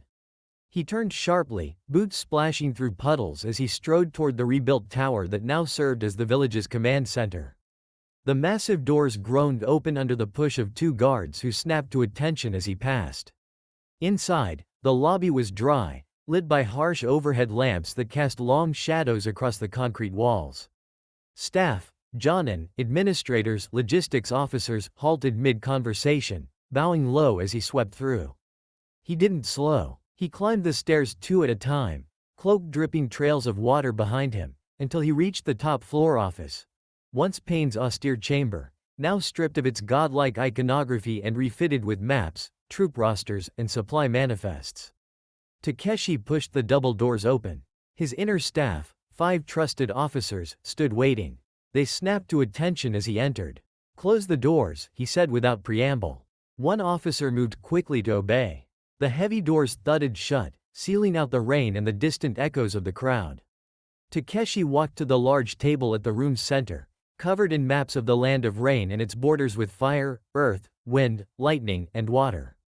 He leaned forward, palms flat on the table, rain dripping from his hair onto the paper. "Sooner or later," he said, voice low but carrying to every corner of the room, "a war will erupt." The staff remained silent, listening. The Great 5 villages are restless. Konoha is distracted by its own internal politics and the Akatsuki remnants. Kiri is rebuilding from civil war. Iwa is hungry for resources. Kumo is flexing. Suna is fragile. The old alliances are fraying. It will not take much, a border skirmish, a stolen scroll, an assassination, to ignite the next shinobi world war. He straightened, eyes sweeping the room. And when it does, we will not sit idle. We will not be the battlefield again. We will be the ones who take ground. He tapped the map, his finger landing on the border regions between Omegakure and the Land of Fire. These lands, small villages, resource-rich valleys, trade routes, have been contested for decades. Konoha claims them. We reclaim them. In the chaos of war, while the Great 5 bleed each other dry, we move. We take land. We secure borders. We build our own strength. He moved his finger to the northwest, toward the land of Earth. If the war escalates, we strike one of the big 5. Iwa is overextended. Their earth walls are strong, but their supply lines are long. We hit fast, guerrilla raids, sabotage, cut their logistics. Take territory. Force them to divert forces from the main front. Make them pay for every inch they ever used us for. One officer, a scarred Genin with a missing eye, spoke quietly. And if the other villages turn on us? Takeshi's smile was cold. Then we remind them why Hanzo was feared. Why Pain was untouchable. We are the rain. We do not break. We wear them down. We outlast them. We make them bleed until they leave us alone. He straightened fully, cloak dripping onto the floor. Prepare the army. Train the recruits. Stockpile supplies. Spread the word, quietly, among the loyal. The bigger villages think we're broken. Let them keep thinking that. He looked at each of them in turn. When the war comes, and it will, we will not be victims. We will be conquerors. The staff bowed as one, silent, resolute. Takeshi turned toward the window, rain streaking the glass. Omegakure rises, he murmured. And outside, the crowd still chanted. Aim no. Takeshi stepped into his office at the top of the tower, the heavy doors closing behind him with a muted thud that echoed in the quiet space. Rain still hammered against the reinforced windows, streaking the glass in silver lines, but the sound was dulled here, insulated by thick walls and years of reconstruction. He shrugged off his soaked cloak, hanging it on the stand near the door, then crossed to the wide desk at the room's center. Maps and troop rosters lay spread out under the low glow of overhead lamps. He lowered himself into the high-backed chair with a slow exhale, the weight of the speech and the crowd's roar still lingering in his shoulders. The door opened again, softly this time. Takeshi didn't turn immediately. He knew that presence. Aim no Rei, his wife, a Genin who had survived Hanzo's purges, Pain's reign, and the chaos after, stepped inside. Her dark hair was damp from the rain, pulled back in a simple knot, her black shinobi uniform clinging slightly to her frame. She moved with the same quiet precision she always had, closing the door behind her without a sound. Takeshi looked up as she approached, a small, genuine smile breaking across his scarred face, the kind he only ever showed her. "Rei," he said, voice low and warm. She walked around the desk without hesitation, stopping beside his chair. She leaned down, one hand resting lightly on his shoulder, and pressed a soft kiss to his lips, lingering just long enough to let the day's tension bleed out of him. When she pulled back, her dark eyes met his. The speech was strong, she said quietly. They needed to hear it. They needed to believe it. Takeshi reached up, covering her hand on his shoulder with his own. They did, and they will. She studied him for a moment, searching the lines of his face, the faint exhaustion in his eyes.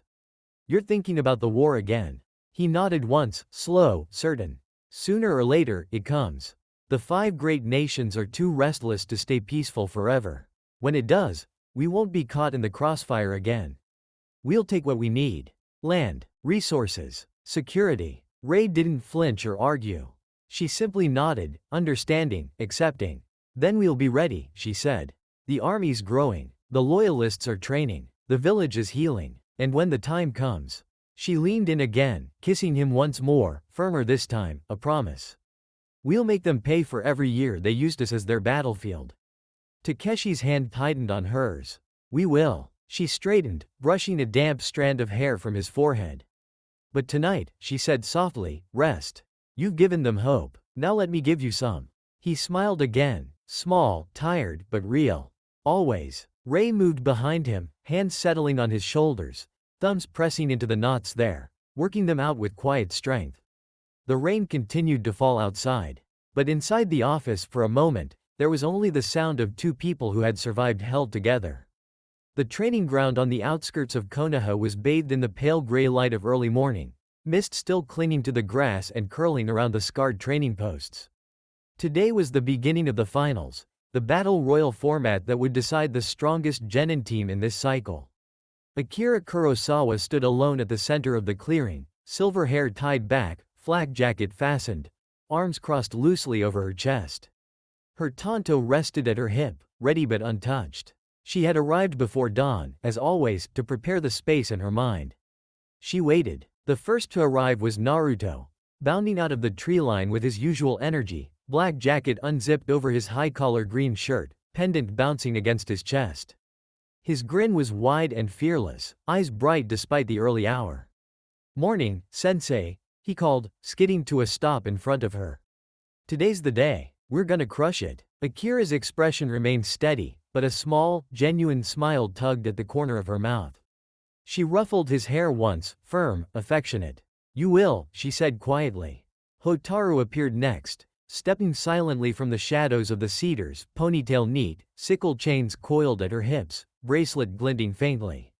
She moved to Naruto's side without a word, her hand brushing his briefly as she took her place. Her shadow curled around his ankle, soft, possessive, reassuring. Karin followed a moment later, glasses catching the light, coral pendant warm against her collarbone, chains twitching at her wrists like they were already sensing the coming fight. She flashed a small, determined smile as she joined them. Shikamaru brought up the rear, slouching, staff slung over his shoulder, yawning openly but eyes sharp. Troublesome, early morning finals. Great. They assembled in front of her, 4 genin, side by side, ready.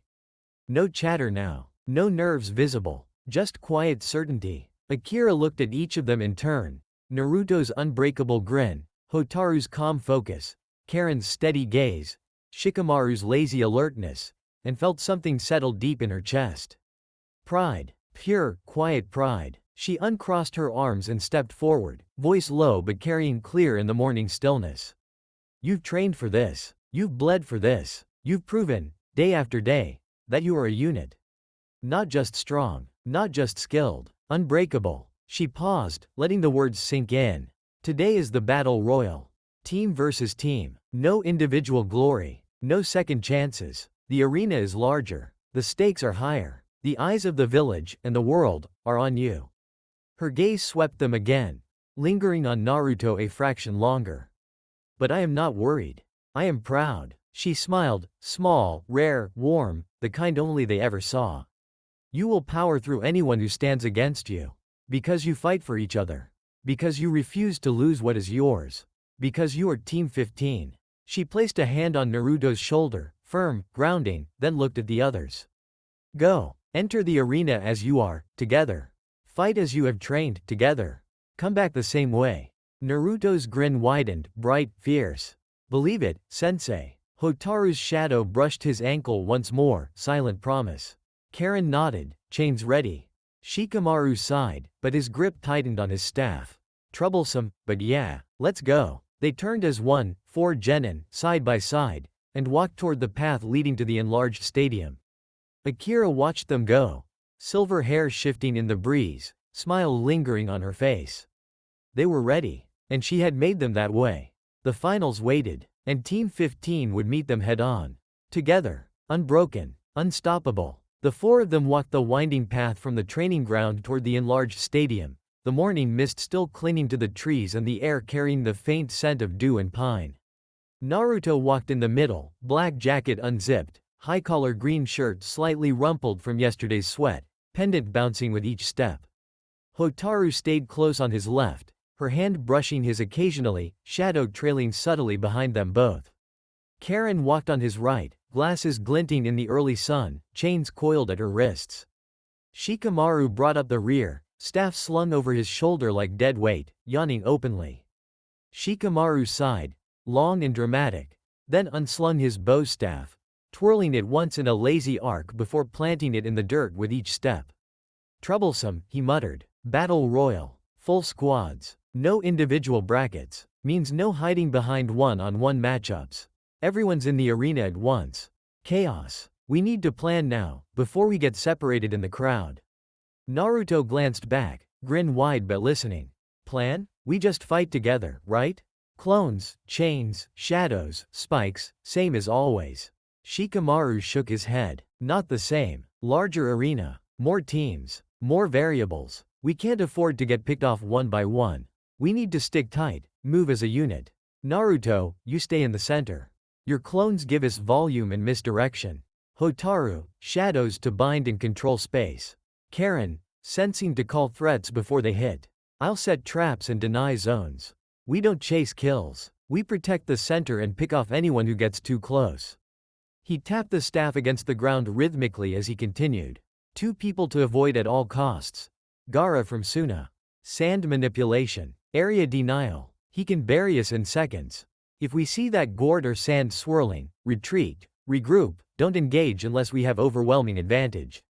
He's a walking death zone. Karin nodded, glasses flashing. Sensed him yesterday. Chakras heavy, unnatural. Like the desert itself. We stay out of his range. Shikamaru continued, voice low.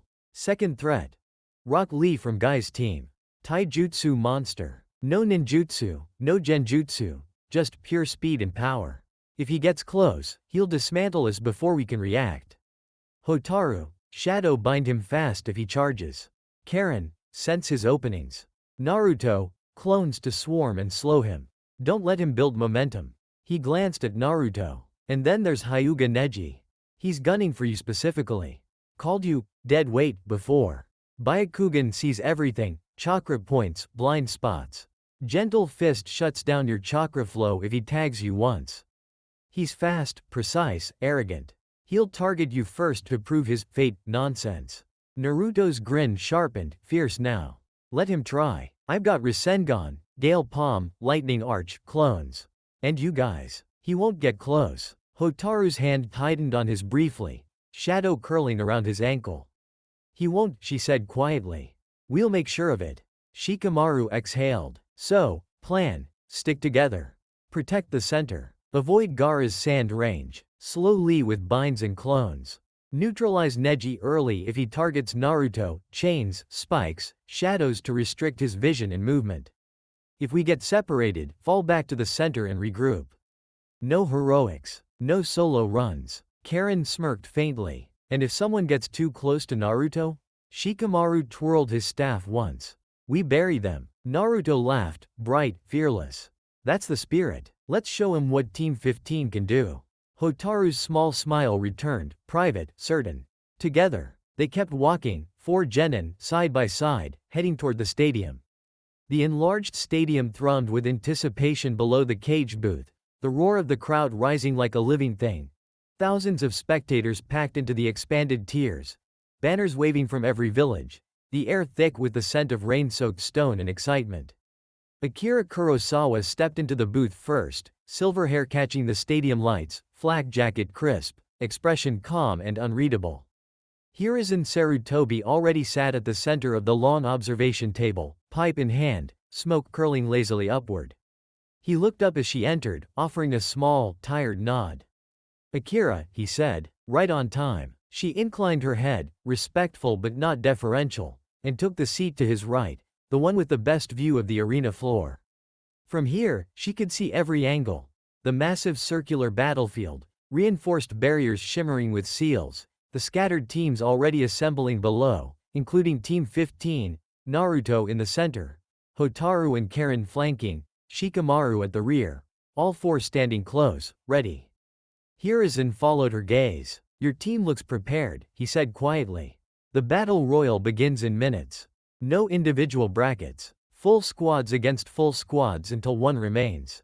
Akira's voice was even. "They are ready. They've trained for this. They'll fight as a unit." Hiruzen exhaled smoke. "I know. That's why there's still four. The council wanted balance. I wanted them to have every advantage they earned." The door to the booth slid open again. Jiraiya stepped in, white hair wild, red haori slightly rumpled, grin already in place but eyes serious. He carried no scrolls, no sake, only himself. "Room for one more?" he asked, voice light but carrying weight. Hiruzen gestured to the seat on his left. "Right on time, Jiraiya." Jiraiya dropped into the chair, leaning forward to peer over the railing at the arena. "Look at them down there. Your kids, Akira. They're not shaking. They're focused." Akira didn't respond immediately, just watched Naruto laugh at something Hotaru murmured, watched Karin adjust her glasses with a small smile, watched Shikamaru twirl his staff once before planting it. She spoke without looking away from the floor. "They know what's at stake. They know how to fight together. They won't break." Jiraiya chuckled, low, approving. "Damn right. I saw them train. That sync? The way they pulled Naruto back yesterday? That's not Genin level. That's Jonin synergy. You've built something special." Hiruzen tapped ash from his pipe. "The battle royal begins soon. Stay sharp. Orochimaru's still out there. If he moves." Akira's hand rested lightly on her tanto hilt, habit, not threat. "He dies." Jiraiya's grin faded into something harder. "Agreed." Hiruzen nodded once, final. "Then we watch. And we protect." The three of them sat in silence, two Sannin and the woman who had once forced one of them to flee, overlooking the arena where Team 15 waited. The announcer's voice echoed across the stadium, calling the teams to the field. The battle royal was about to begin, and in the cage booth, Akira's small, proud smile returned. Her kids were ready. The enlarged stadium thrummed with anticipation below the cage booth, the roar of the crowd rising like a living thing. Thousands of spectators packed into the expanded tiers, banners waving from every village, the air thick with the scent of rain-soaked stone and excitement. Hiruzen Sarutobi sat at the center of the long observation table, pipe in hand, smoke curling lazily upward. To his right sat Akira Kurosawa, silver hair tied back, arms crossed, eyes locked on the floor where Team 15 waited in tight formation. Naruto in the center, Hotaru, black hair in a neat ponytail, and Karin, red hair framing her face. Flanking, Shikamaru at the rear, all four standing close, ready. Directly opposite them sat the cage of Suna. Rasa, his golden hair slicked back, face impassive behind the traditional Suna robes and makeup. Orochimaru, disguised as the cage himself, sat in perfect stillness in Rasa's robes, headpiece in place, face painted with the stoic Suna markings. A thin sheen of sweat glistened along the edge of his neck beneath the high collar. His eyes flicked repeatedly between 2 points in the booth. First, Jiraiya, the Toad Sage, his old teammate from decades ago, the one who had once stood beside him as one of the Sannin. The one who knew too much. The one who had never quite forgiven him. Second, Akira Kurosawa, the woman who had once cut off his arm with a single tanto strike, the only person besides Jiraiya to force him to retreat in open combat. The headhunter who had sworn to end him if he ever came near her student again. The proctor's voice boomed across the arena, amplified by chakra-enhanced speakers. "Listen well, Genin. This is a battle royal, team versus team. Full squads remain in the arena until only one team stands victorious. No individual brackets, no timeouts, no mercy. The last team standing wins promotion to Chunin and priority mission contracts for their village. Begin when the signal sounds. The crowd roared louder. In the cage booth, silence held for a beat. Rasa, Orochimaru in disguise, spoke first, voice flat, measured, perfectly imitating the real cage's tone. The format favors larger teams. Konoha's four-man cell has an advantage. Hiruzen exhaled smoke. They earned it. Forest record. No rules broken. Jiraiya chuckled low, not looking at the disguised Orochimaru. Numbers matter in a free-for-all. But coordination matters more. Some teams are built better than others. Orochimaru, as the cage, tilted his head slightly, maintaining the stoic facade. The children will show their worth soon enough. But beneath the robes and makeup, sweat trickled down his temple. He knew exactly who was in that booth. And he knew exactly what Akira had promised if he ever came near Naruto again.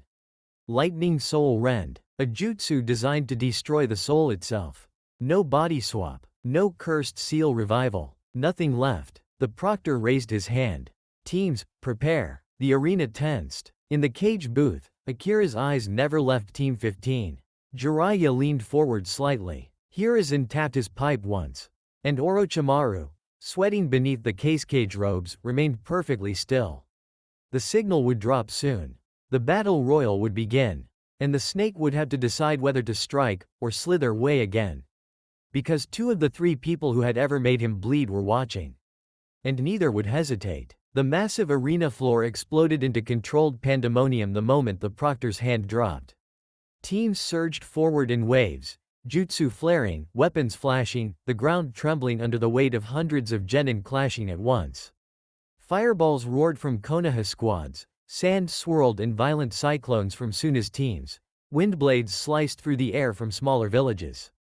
Kunai and shuriken rained like steel hail, exploding tags detonated in rhythmic pops, earth walls rose and crumbled in seconds.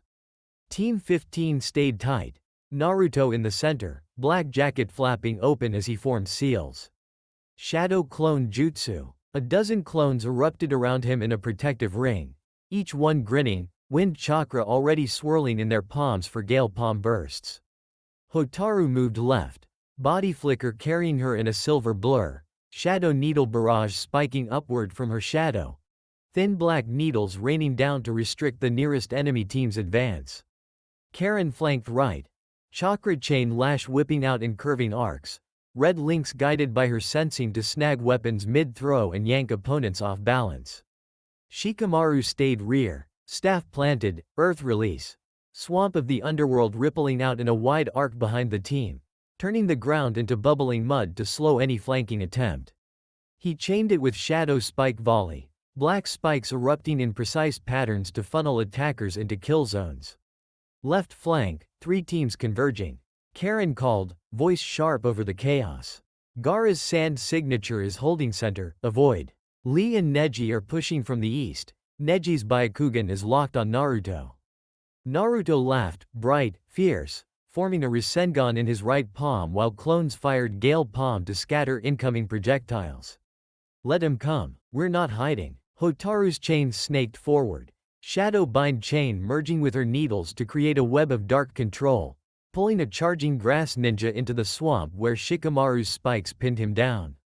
Karin's chains lashed out, wrapping around a thrown kunai volley from a rain team and hurling them back like a boomerang. Center clear, she shouted. Push forward, keep Naruto covered. The arena was a storm, jutsu flying back and forth, teams colliding in brutal knots of combat. Konoha squads held formation against Suna's sandwaves. Sound genin darted through shadows with cursed seal-enhanced strikes. Smaller villages fell back or pressed desperate attacks. Team 15 moved like a blade through the chaos. Naruto's clones providing volume and misdirection. Hotaru's shadows controlling space. Karin's chains grabbing and redirecting threats. Shikamaru's traps denying ground. They weren't just surviving, they were carving a path. And somewhere high above in the cage booth, Akira watched, arms crossed, small proud smile on her face. Team 15 didn't waste breath on speeches when the rain squad rushed them. 3 rain genin, 2 boys with slick blue hair and 1 girl with goggles, came straight at the center, water bullets already forming in their mouths, kunai spinning between fingers. Naruto met them head-on. Shadow Clone Jutsu. 8 clones popped into existence, fanning out in a loose ring. The real Naruto stayed back-to-back with Hotaru while 4 clones rushed forward with gale palm blasts, sharp wind gusts slamming into the rain team's water bullets mid-air, turning the projectiles into harmless spray. The rain girl snarled and tried to leap over the wind wall. Hotaru didn't even blink. Shadow needles erupted straight up from the ground beneath her, thin, black, whistling. One grazed her ankle. She screamed and dropped. Hotaru's chain followed.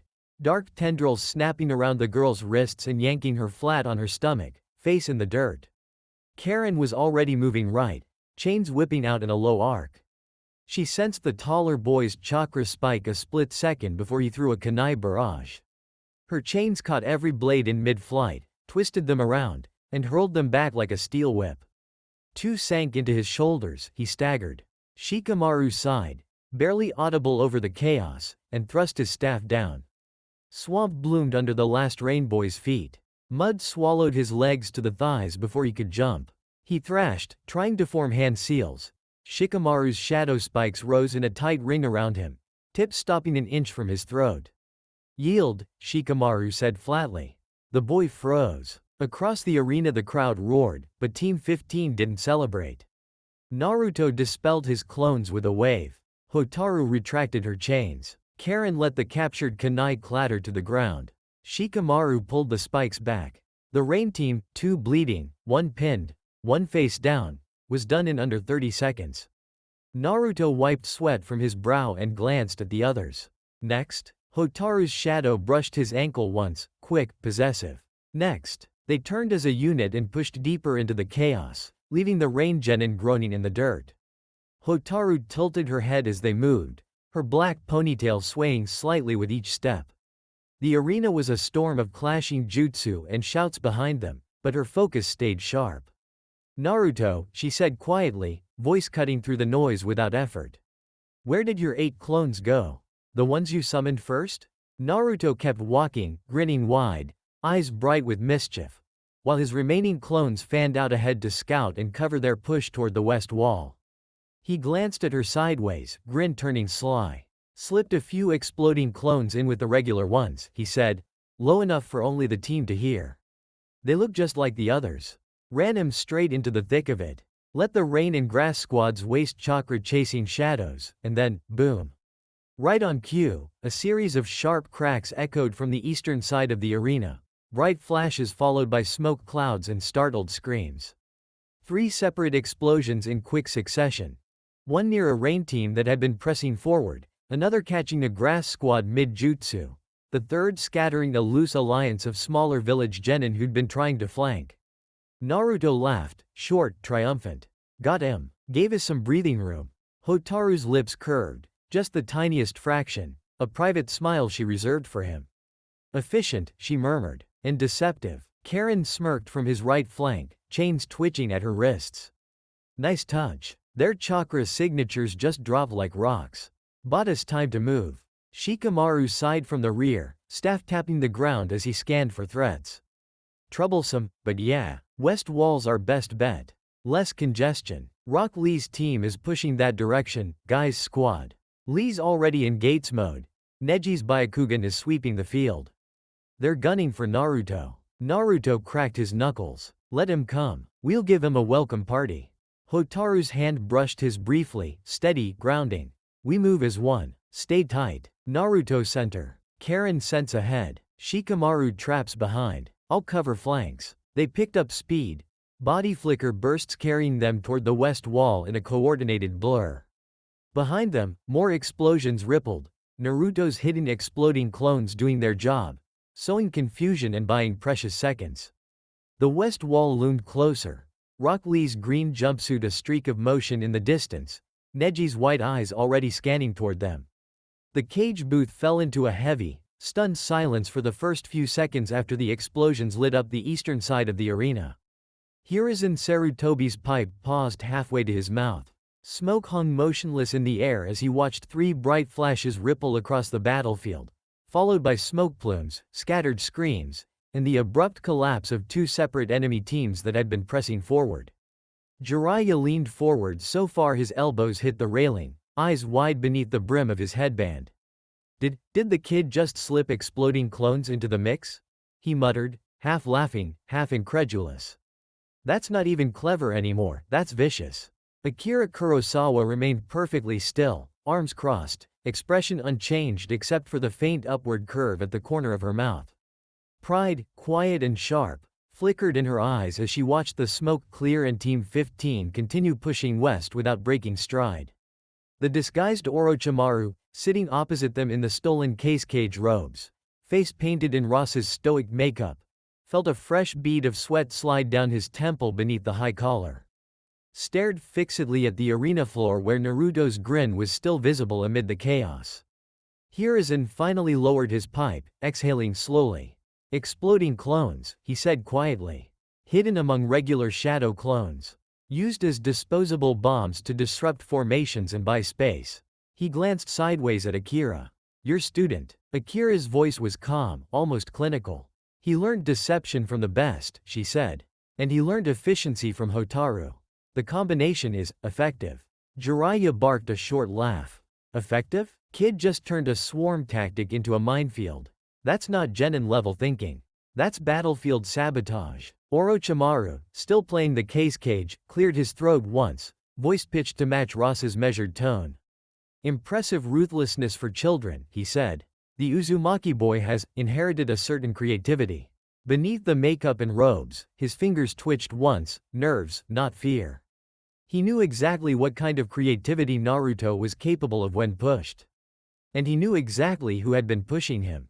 Akira's gaze flicked toward the disguised Orochimaru for half a second, long enough for him to feel it like a blade against his throat, then returned to the arena floor. They're not children anymore, she said quietly. They're a unit, and they're only getting started. Below, Team 15 continued their push toward the west wall. Naruto's remaining clones fanning out, Hotaru's shadows sweeping the path, Karin calling targets, Shikamaru laying traps. The brutality was casual, efficient, unapologetic. In the booth, Jiraiya leaned back with a low whistle. If they keep this up, the other teams won't know what hit him. Hiruzen smiled faintly, small, proud. That's the point. Orochimaru, sweating beneath the case-cage's robes, said nothing. But his eye never left Naruto. The massive stadium floor was a storm of Genin squads colliding, sound ninja darting with cursed seal bursts, Iwa teams raising earth walls and hammers, grass and rain squads launching coordinated water and wind strikes. Konoha teams held pockets of ground, but the chaos was still spreading. Team 7, Sasuke, Sakura, Sai, and Team 10, Ino, Choji, Kato Nara, had linked up near the western quadrant, forming a temporary defensive pocket against the northern push. Sasuke stood at the front, Sharingan spinning, shuriken already in motion. He spotted the incoming sound trio first. Here they come, he said, voice low and sharp. Sound seals active. Water bullets incoming. Sakura slammed her hands to the ground. Earth release. Mud wall. 3 thick barriers rising in a semicircle to shield their flank. Choji swelled his arm. Partial multi-size technique. Massive fist slamming down to crush an Iwa Genin tunneling under the wall. Kato Nara thrust his staff. Shadow spike volley. Black spikes erupting in a tight rain, pinning 2 sound Genin mid-leap. Sai drew in mid-air, super beast imitation, 2 ink lions leaping from his scroll, roaring as they charged the sound team closing fast. The sound squad attacked. 1 spat water release. Water bullet, another threw explosive tags, the third blurred forward with enhanced taijutsu. Sasuke met the taijutsu user head-on, Sharingan tracking every move. He ducked under a punch, countered with a spinning kick to the ribs, then threw a volley of shuriken that forced the Genin to leap back. Sakura intercepted the water bullets, earth release, rock avalanche, hurling boulders to block the stream, then charged the tag thrower. Her fist connected with chakra-enhanced force, ground cracking. The sound Genin flew back into the wall, unconscious. Ino moved behind cover, mind-body switch technique, her mind leaping into the last sound Genin. The possessed body turned abruptly and threw a kunai into his own teammate's leg, disrupting their formation. Kato Nara acted in the gap, staff spinning. Shadow possession jutsu. His shadow stretched across the ground, latching onto the sound Ninja Ino controlled. He forced the body to stand still while Choji's massive foot came down, crushing the Genin without killing him. The Iwa team, 4 Genin with Earth-style armor and hammers, hit next, tunneling under the barriers. Size Ink lions pounced, claws raking through the armor, forcing them to surface. Sasuke flickered above, fire release.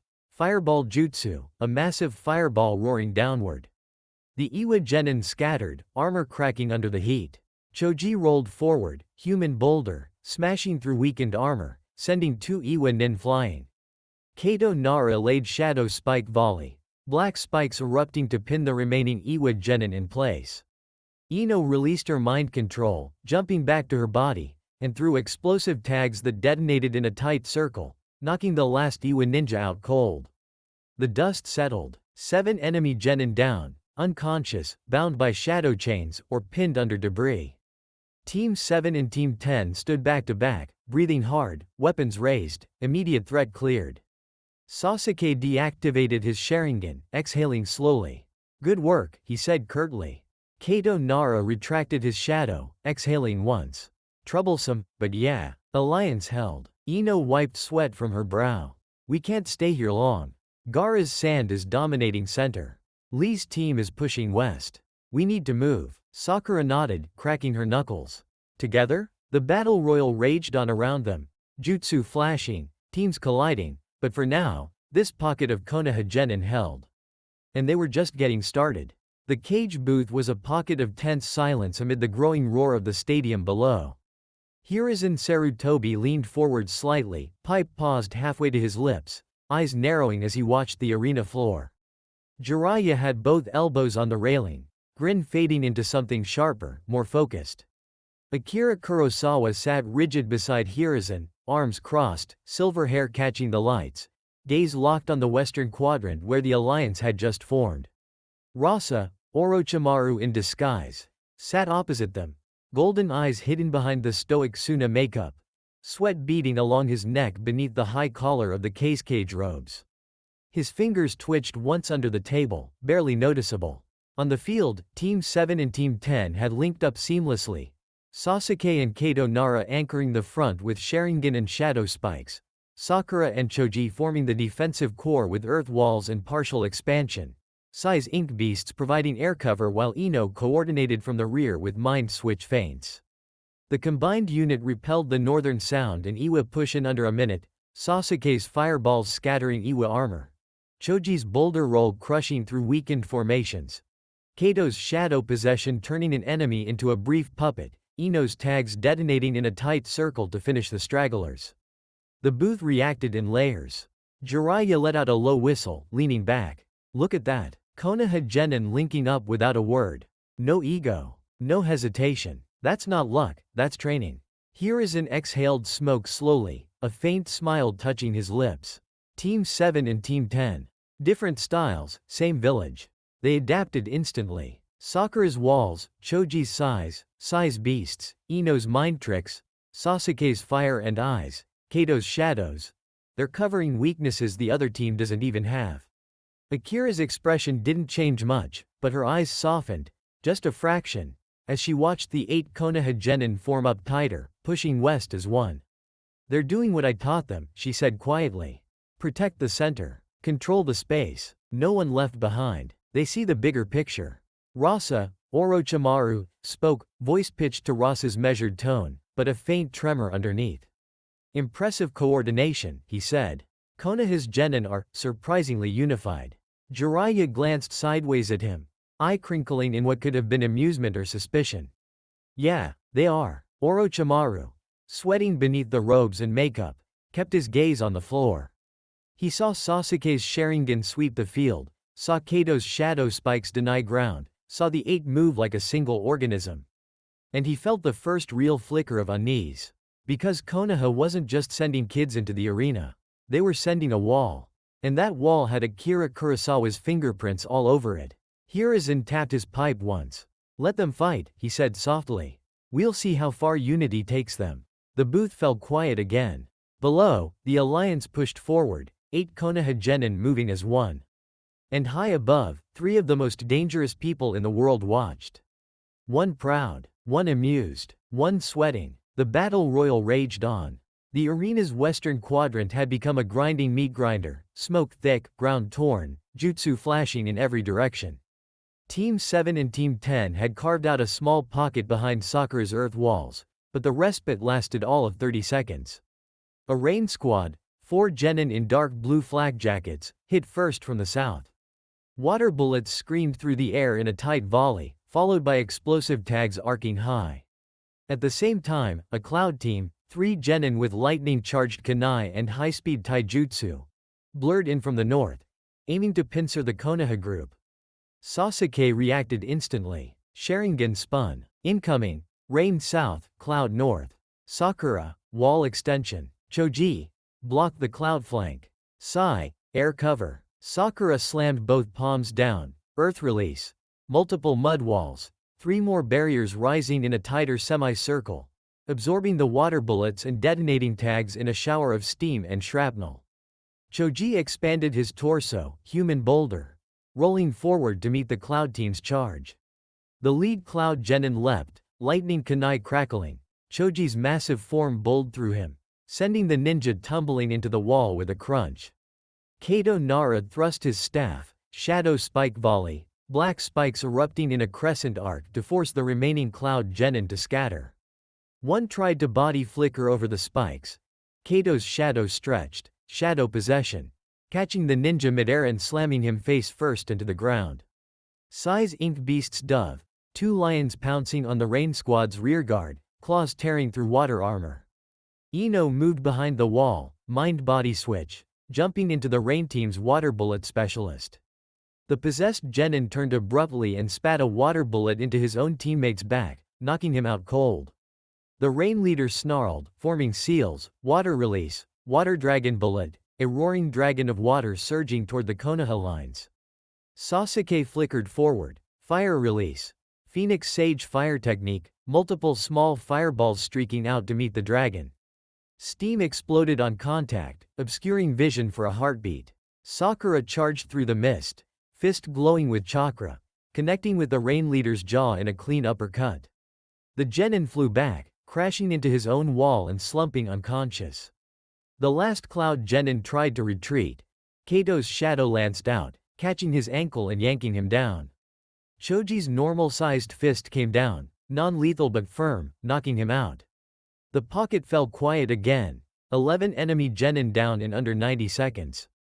Smoke clearing, walls cracked but holding, ground torn but defensible.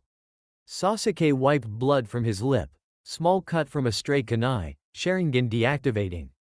"They're pulling back," he said. "We bought space." Ino released her mind control, staggering slightly before steadying herself.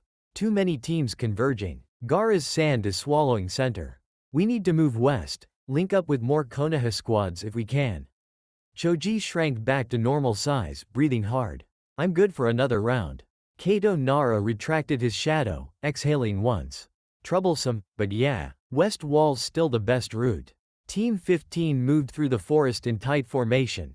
Naruto at the center, Hotaru and Karin flanking him on either side, Shikamaru trailing a step behind to cover the rear.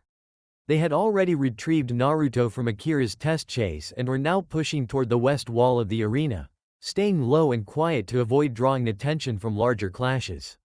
The arena was still a distant roar behind them, but the immediate path was clear. Hotaru spoke first, voice low and calm as she scanned ahead with her shadow tendrils. "Gaara's sand is dominating the center, massive signature. Avoid. Rock Lee's team is moving west.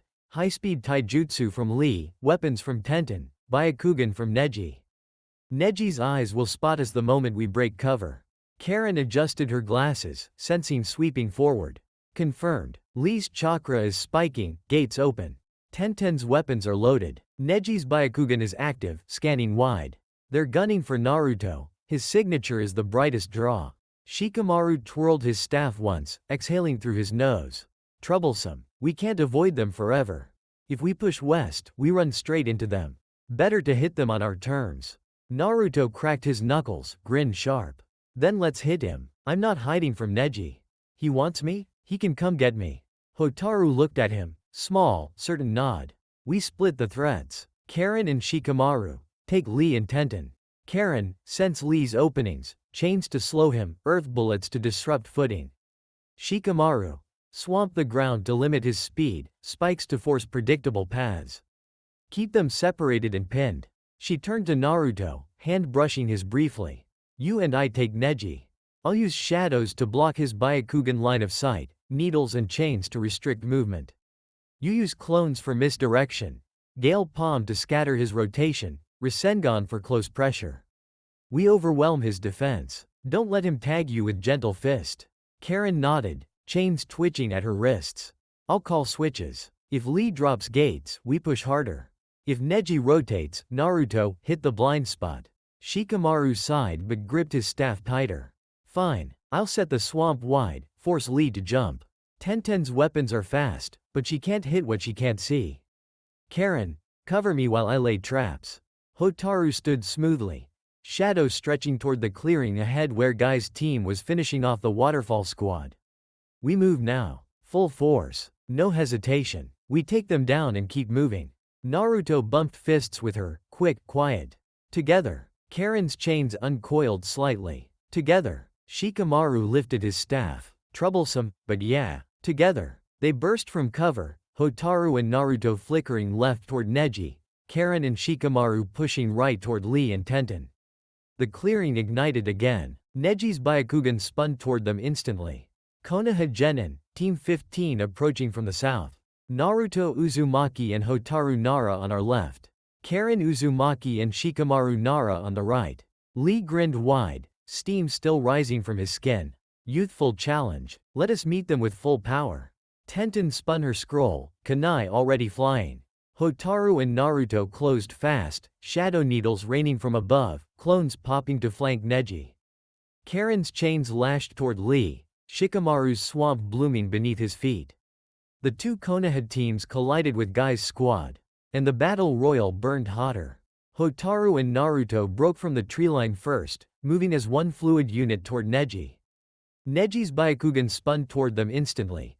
Veins bulging around his eyes, white pupils tracking every chakra flow.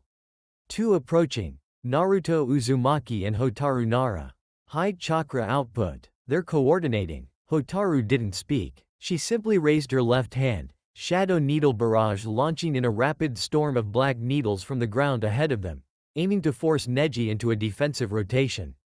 At the same moment, Naruto slammed seals, shadow clone jutsu, 6 clones popping into existence around him. 4 dashed forward in a loose arc, each channeling Gale Palm in their palms. Sharp wind gusts howling outward to scatter Neji's line of sight and disrupt his gentle fist stance. Neji rotated, 8 trigrams palms revolving heaven, a spinning dome of chakra repelling the wind bursts and shattering half the needles in midair. The remaining needles curved around the rotation's edge, Hotaru guiding them with precise shadow control. Naruto's real body flickered left, body flicker syncing perfectly with Hotaru's movement on the right. 2 clones followed, prepping small Rasengan in their palms while the other 2 fired lightning arch crescents. Blue-white arcs curving around Neji's rotation to strike from blind angles. Neji's eyes widened fractionally, Byakugan tracking the arc's trajectories. He cut the rotation short, ducked under one crescent, deflected the second with a precise gentle fist palm strike. Chakra point disruption scattering the lightning. But the clones closed in, Rasengan grinding toward his chest. Hotaru's shadow bind chain lashed out, dark tendrils snaking from her shadow to wrap Neji's ankles mid-dodge. He twisted free with a burst of chakra, but the delay was enough. Naruto's real Rasengan tapped his shoulder lightly, controlled. No full power, rotation grinding against his chakra flow for a second before Naruto pulled back. Neji staggered, left arm numb for a heartbeat, then countered with 8 trigrams 64 palms, fingers blurring toward Naruto's tenketsu. Hotaru flickered between them, body flicker, taking the hit on her own arm to protect him. She didn't flinch, her shadow simply curled tighter around Naruto's legs, pulling him back as she launched another needle barrage to force Neji to retreat. Across the clearing, Karin and Shikamaru versus Lee and Tenten. Lee charged like a green comet, 6th gate open, steam pouring from his skin, speed blurring the air. Tenten spun her scroll, ninja tool, twin rising dragons, two massive scrolls unfurling into a storm of weapons raining down. Karin sensed the approach. Chakra chain lash whipping out in a wide arc to slow Lee's charge. Lee twisted midair, kicking off a chain like a springboard and launching toward her with a flying kick. Shikamaru thrust his staff, earth release. Swamp of the underworld blooming beneath Lee's landing zone. Lee leapt higher, avoiding the mud, but Shikamaru chained it with shadow spike volley, spikes erupting to force him back down. Tenten's weapons rained, kunai, shuriken, explosive tags. Karin called it. Tags incoming, left flank. She fired earth release, earth bullet, 3 compressed projectiles streaking toward Tenten, forcing her to dodge and interrupt her scroll reload. Shikamaru laid shadow possession, catching Tenten's shadow mid-dodge. He forced her to throw a kunai at her own scroll pouch, tangling her weapons. Lee landed, primary lotus, spinning kick aimed at Shikamaru. Karin intercepted, chains wrapping Lee's ankle mid-spin, yanking him off balance into Shikamaru's swamp. Mud swallowed his legs, spikes rose to pin. Lee roared, chakra surging, breaking free with raw power, but the delay was enough. Karin's chains tightened, pulling Lee into range for Shikamaru's staff strike. Non-lethal, but hard enough to knock him back. The two fights raged side by side, Hotaru and Naruto overwhelming Neji with synced shadow and clone pressure, Karin and Shikamaru containing Lee and Tenten with trap and pull tactics. The clearing became a battlefield of its own, jutsu clashing, ground tearing, teams locked in brutal stalemate. Team 15 was holding, and Guy's squad was starting to feel the pressure. Hotaru and Naruto moved in perfect sync toward Neji, the clearing's chaos fading into background noise as their focus narrowed to the Hyuga prodigy. Neji's Byakugan locked on them immediately, veins bulging around his white eyes, tracking every flicker of chakra. Hotaru Nara and Naruto Uzumaki, he stated, stance shifting into gentle fist readiness. Your shadows won't blind me. And your clones won't. Hotaru cut him off with action, not words. She flickered forward, body flicker, closing half the distance in a blink. Her shadow exploded outward in a wide net, shadow needle barrage launching in a rapid, arcing storm from multiple angles. The needles weren't aimed to kill. They were meant to force Neji to rotate or dodge, to split his attention. Neji rotated. 8 trigrams palms revolving heaven, a spinning dome of chakra repelling the needles in a shower of dark sparks. But Hotaru was already moving again. Shadow bind chain snaking low along the ground, tendrils curving around the rotation's edge to hook at his ankles and force him to adjust. Neji broke the rotation early, leaping back with precise footwork, Byakugan tracking the chain's path. He countered with 8 trigrams air palm, a burst of chakra pushing the chains away, buying space. That's when Naruto struck. He stayed back, safe distance, 20 meters out, hands flashing seals. Shadow clone jutsu. 8 clones popped into existence, each one identical, grinning, chakra already gathering in their palms. But only 4 were real shadow clones. The other 4 were exploding clones, subtly different if you knew what to look for. Chakra slightly denser, movements a fraction more reckless. Neji's Byakugan swept them, spotting the anomaly instantly. 4 clones are unstable, explosive chakra signatures. But it was too late. The 4 exploding clones rushed forward at an angle, weaving between Hotaru's chains and needles like living decoys. Neji tried to rotate again, revolving heaven, but Hotaru's chains tightened, forcing him to split focus. 2 exploding clones detonated on contact with the rotation dome, sharp booms rocking the air, smoke and force disrupting the spin for a critical half-second. The other 2 exploded a heartbeat later, closer to Neji's blind spot, blasts timed to stagger him, not kill. Neji staggered, rotation collapsing, Byakugan flickering as the feedback hit. He coughed once, stance breaking for the first time. Hotaru seized the opening, shadow possession jutsu, her shadow latching onto his, freezing him mid-recovery. Naruto's real body flickered closer, body flicker. Rasengan humming in his palm, small but stable. He tapped Neji's shoulder lightly, controlled grind. No full power, rotation eating into chakra flow just enough to numb the arm. Neji dropped to one knee, breathing hard, Byakugan deactivating as the possession and grind took their toll. Hotaru released the bind, stepping back. Naruto dispelled his remaining clones, grinning wide. Gotcha, Neji. Fate's got nothing on teamwork. Neji looked up, eyes sharp despite the loss, then nodded once. Shikamaru faced Lee head-on while the rest of the clearing burned around them. Lee exploded forward, sixth gate blazing, steam pouring from his skin, body a green streak of raw speed. He opened with primary lotus, spinning kick aimed straight at Shikamaru's chest, air screaming from the velocity. Shikamaru didn't dodge. He planted his bow staff in the dirt and twisted, shadow possession jutsu latching onto Lee's shadow mid-leap. The kick froze inches from Shikamaru's face. Lee's momentum halted like a puppet on strings.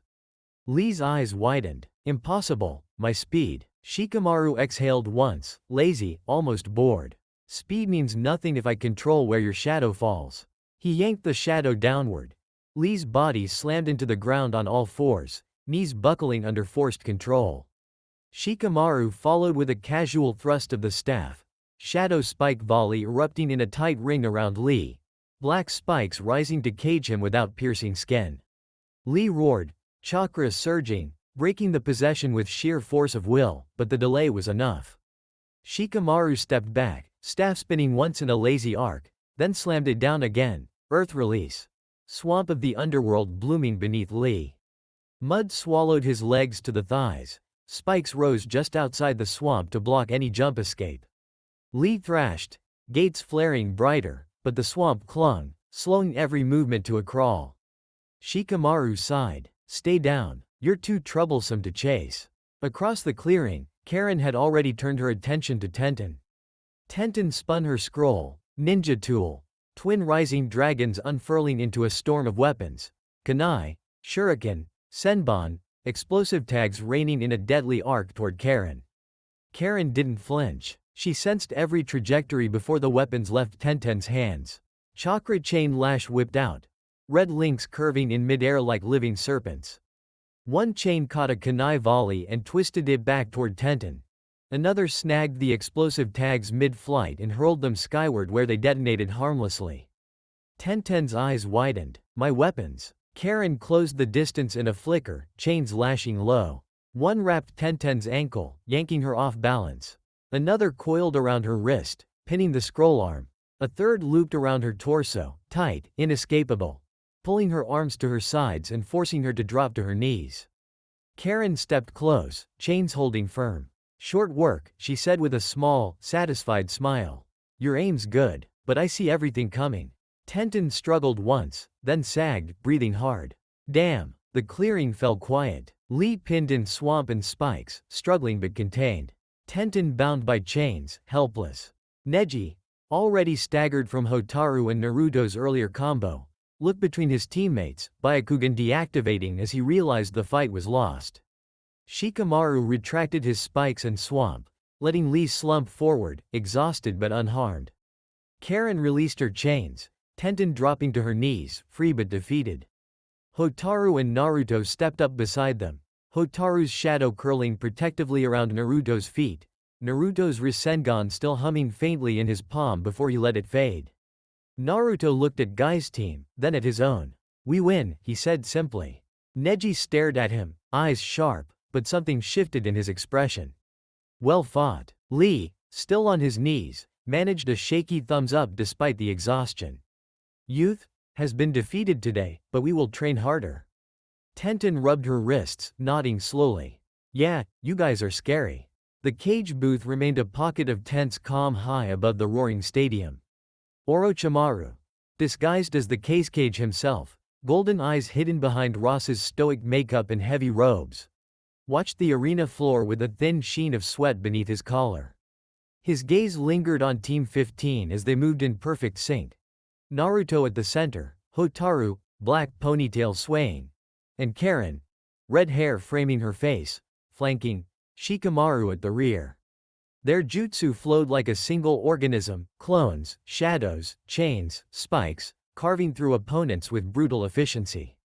He murmured under his breath, voice pitched low enough to blend with the crowd noise but loud enough for the booth to hear. Impressive. The word slipped out almost involuntarily, equal parts admiration and unease. Hiruzen turned his head slightly, pipe paused mid-puff, and gave a slow, measured nod. Indeed, he said, exhaling smoke. They fight like they've been forged for this. Not just talent, trust. Unity. Something the other villages rarely achieve at this age. Akira Kurosawa, seated to Hiruzen's right, silver hair tied back, arms crossed, didn't look away from the floor. Her voice came out quiet but carrying unmistakable pride. They will be the next Sannin of the Leaf. The words landed with quiet weight. Jiraiya, leaning on the railing to Hiruzen's left, let out a low chuckle, then nodded once, serious now. Yeah, he said, eye crinkling with a mix of amusement and respect. Kid's got Minato's brains and Kushina's fire. Hotaru's got the same steel you used to cut Orochimaru down. Karin's sensing and chains are Uzumaki through and through. Shikamaru's the strategist. Put them together, they're not just a team. They're a legacy in the making. Orochimaru, still masked as the case cage, remained silent, golden eyes fixed on Naruto. Sweat trickled beneath the collar. He said nothing, but the booth felt the unspoken tension. Hiruzen tapped his pipe once. Then let us watch, he said softly, and see what the next Sannin can do. The battle royal raged below, jutsu flashing, teams falling, Konoha's finest carving forward. And in the booth, 3 legends and 1 snake waited. The western quadrant of the arena had turned into a fractured battlefield, smoke hanging thick, ground torn by jutsu impacts, distant screams and explosions echoing from other sectors. Team 15 had just cleared a small pocket after dismantling the rain team, but before they could push further west, 2 Konoha squads landed in front of them in a loose semicircle. Team 7, Sasuke, Sakura, Sai, and Team 10, Ino, Choji, Kato Nara. They hadn't come to talk. Sasuke stood in the middle, Sharingan already spinning, stance low, hand on a kunai pouch. Sakura cracked her knuckles beside him, earth chakra still flickering around her fists. Sai had an ink brush out, scroll half unrolled. Ino flipped her hair back, mind switch seals ready. Choji was partially expanded, arm swollen, ready to swing. Kato Nara gripped his staff, shadow already stretching along the ground. No words, no alliance offer. Sasuke's smirk was sharp, directed straight at Naruto. Uzumaki, he said, you're in the way. Naruto's grin faded into something harder, eyes narrowing. Teme, you wanna go? The air between the 2 groups crackled, chakra flaring, tension spiking. Hotaru stepped half a pace in front of Naruto, shadow pulling at her feet, ready to bind or pierce. Karin's chains uncoiled slowly, red links twitching. Shikamaru sighed, but his grip tightened on his staff, shadow spiking subtly behind them. Sasuke didn't wait. Fire release. Phoenix Sage fire technique. Multiple small fireballs streaked toward Team 15 in a wide arc, forcing them to scatter. Naruto reacted instantly. Shadow clone jutsu, 6 clones popping out to shield the group. 2 clones fired gale palm, wind bursts colliding with the fireballs, turning them into harmless steam clouds. Hotaru flickered left, body flicker, shadow needle barrage launching upward to force Sakura and Ino back. Karin countered with chakra chain lash, red chains curving to intercept Sai's ink lion's mid-leap, yanking one down and smashing it into the ground. Shikamaru thrust his staff, earth release, swamp of the underworld rippling out beneath Choji's feet. Choji swelled further, partial multi-size technique, massive foot slamming down to disrupt the swamp, but the mud clung, slowing him.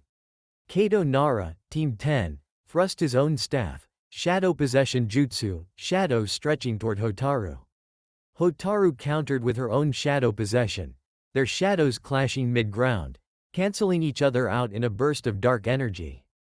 Sasuke flickered forward, fire release, great fireball technique, a massive fireball roaring toward Naruto. Naruto met it head-on, Rasengan humming in his palm, wind release.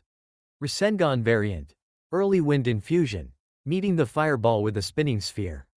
The 2 forces collided, fire and wind exploding outward in a shockwave that knocked both teams back.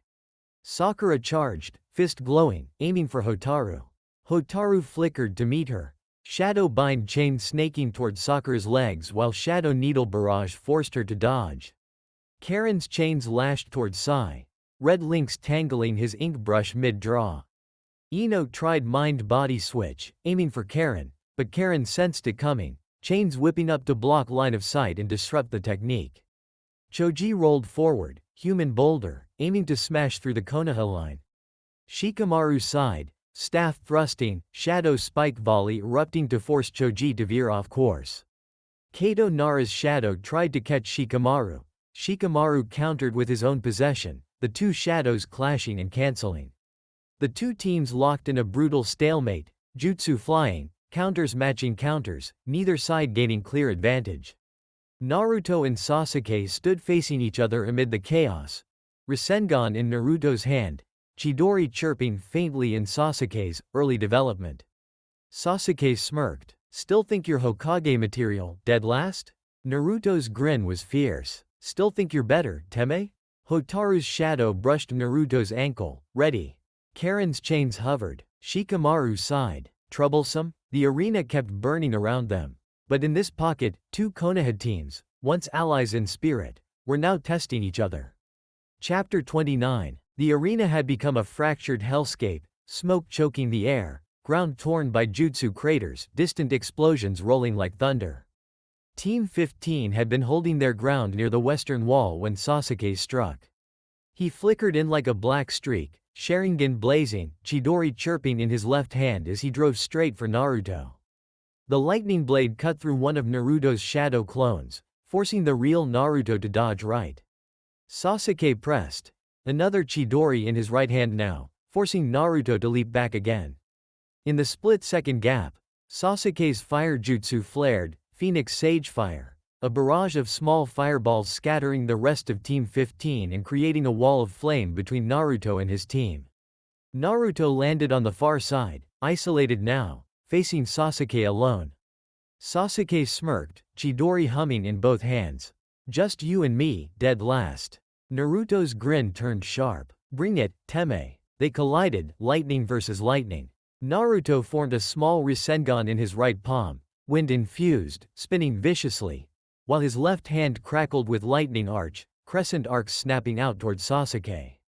Sasuke met him with Chidori's sharp spear, lightning extending into a piercing lance, clashing against Naruto's Rasengan in a blinding explosion of wind and electricity. Sparks flew, the ground cratered beneath them.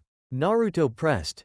Gale palm burst from his free hand to push Sasuke back, but Sasuke twisted mid-air, Sharingan tracking the motion, and countered with a knee strike that Naruto blocked with crossed forearms. They separated, then closed again in brutal taijutsu. Naruto drew his tanto, slim blade flashing, slashing in tight arcs. Sasuke parried with kunai, Sharingan predicting every strike, but Naruto was relentless, ducking low, slashing upward.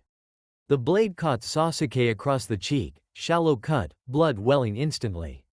Sasuke hissed, touching the wound, then lunged, Chidori chirping louder. Hotaru flickered toward them, body flicker, shadow chains uncoiling to pull Naruto back or bind Sasuke. Sakura intercepted, water release, water bullet, a high-pressure stream slamming into Hotaru mid-stride, forcing her to dodge and break momentum.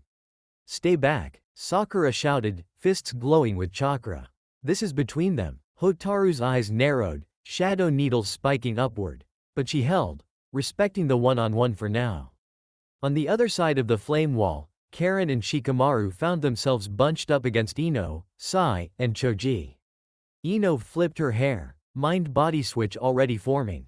Kato Nara, Team 10, thrust his staff, shadow spike volley, black spikes erupting to force Karin back. Choji swelled, partial multi-size technique, massive arm swinging toward Shikamaru. Sai released ink beasts, two lions roaring forward. Karin's chains lashed out, red links tangling one lion and yanking it down while she fired earth release, earth bullet to disrupt Choji's swing. Shikamaru sighed, staff spinning, shadow possession latching onto Kato's shadow, forcing him to hesitate. But the pressure was on. Shikamaru muttered to Karin under his breath, eyes flicking toward Naruto and Sasuke's duel. We need to finish this quickly. Sasuke's got Naruto isolated. If Neji or Lee join in, we're done. Karin, Chains on size ink beasts. I'll trap Choji and Ino. We break through and link back up. Karin nodded. Chains whipping faster. Got it. On 3. They exploded into motion, chains lashing, shadows spiking, earth bullets cracking, fighting to break the line and reach Naruto. Across the clearing, Naruto and Sasuke clashed again. Tanto vs Kunai, Rasengan vs Chidori. Blood on Sasuke's cheek, sparks flying, neither giving ground. Hotaru's eyes narrowed to slits the moment Sakura's words hit. The flame wall between them had died down to smoldering embers, leaving a clear line of sight. Sakura stood on the other side, fists still glowing with chakra, breathing hard from the earlier clash, but her expression was defiant, almost smug. Hotaru didn't answer immediately. Instead, she raised her right hand, palm outward, fingers spread. Chakra surged, blue-white at first, then shifting to a clear, shimmering flow. Water gathered from the moisture in the air, from the sweat on her skin, from the lingering dampness in the torn-up ground. It coiled around her forearm like living whips, long, flexible, razor-edged streams that hissed and crackled with restrained power. Water release, water whip technique. 2 thick water lashes snapped forward like serpents, fast, precise, aimed straight for Sakura's arms and torso. Sakura leapt back, earth release, mud wall rising to block, but Hotaru's whips curved midair, guided by perfect control. One lash sliced through the top of the wall. The other wrapped around Sakura's left wrist, yanking her forward off balance. Sakura twisted, chakra-enhanced strength snapping the whip. But Hotaru was already closing the distance, second whip cracking toward Sakura's legs.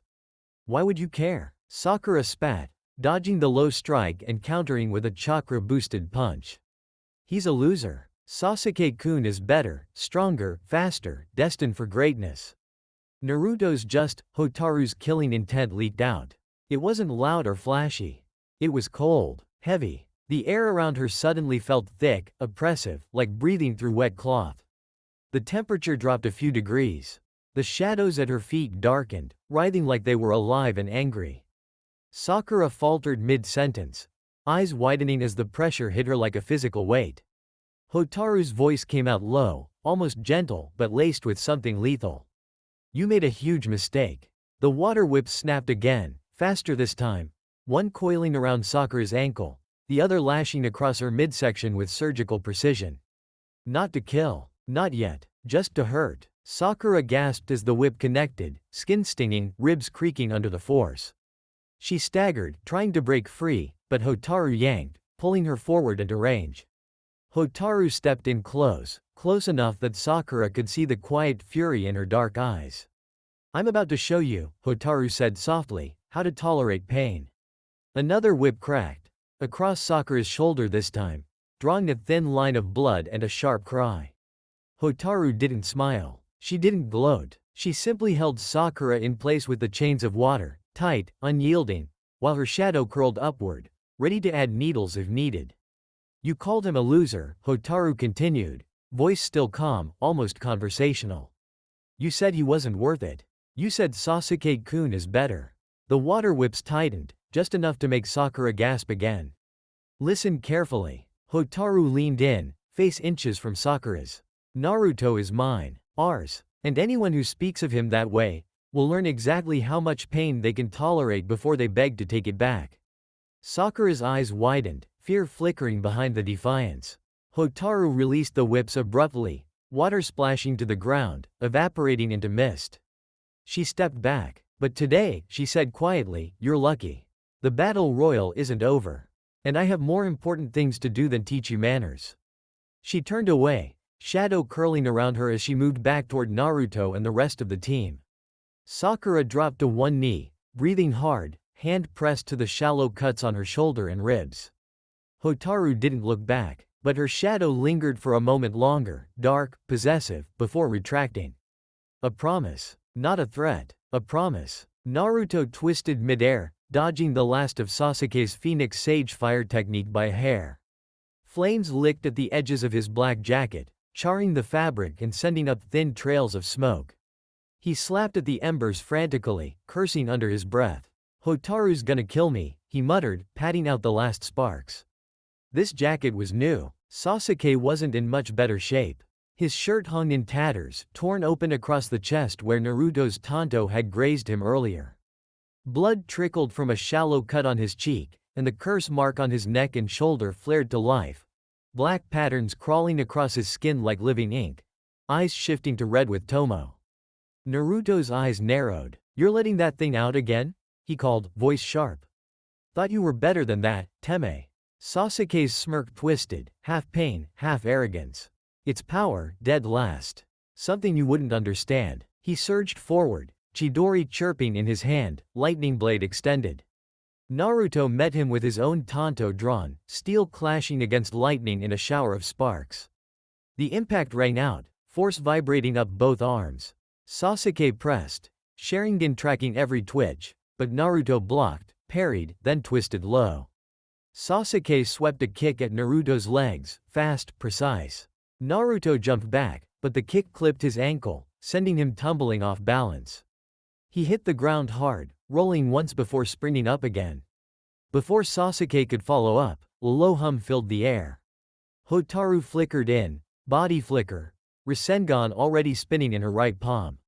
She closed the gap in a blink, slamming the sphere into Sasuke's side with controlled force. The impact was brutal, a sharp crack, then an explosion of spinning chakra that hurled Sasuke sideways. He crashed into the arena wall with bone-jarring force, cratering the stone behind him. Dust billowed outward, chunks of rock tumbling down. Sasuke slid to the ground, curse mark receding slightly from the shock, breathing hard, shirt shredded, side bruised and smoking. Naruto panted, tanto still in hand, staring at the crater. "That was awesome." Hotaru let her Rasengan fade, stepping beside him, shadow curling around his ankle protectively. "He'll live," she said quietly.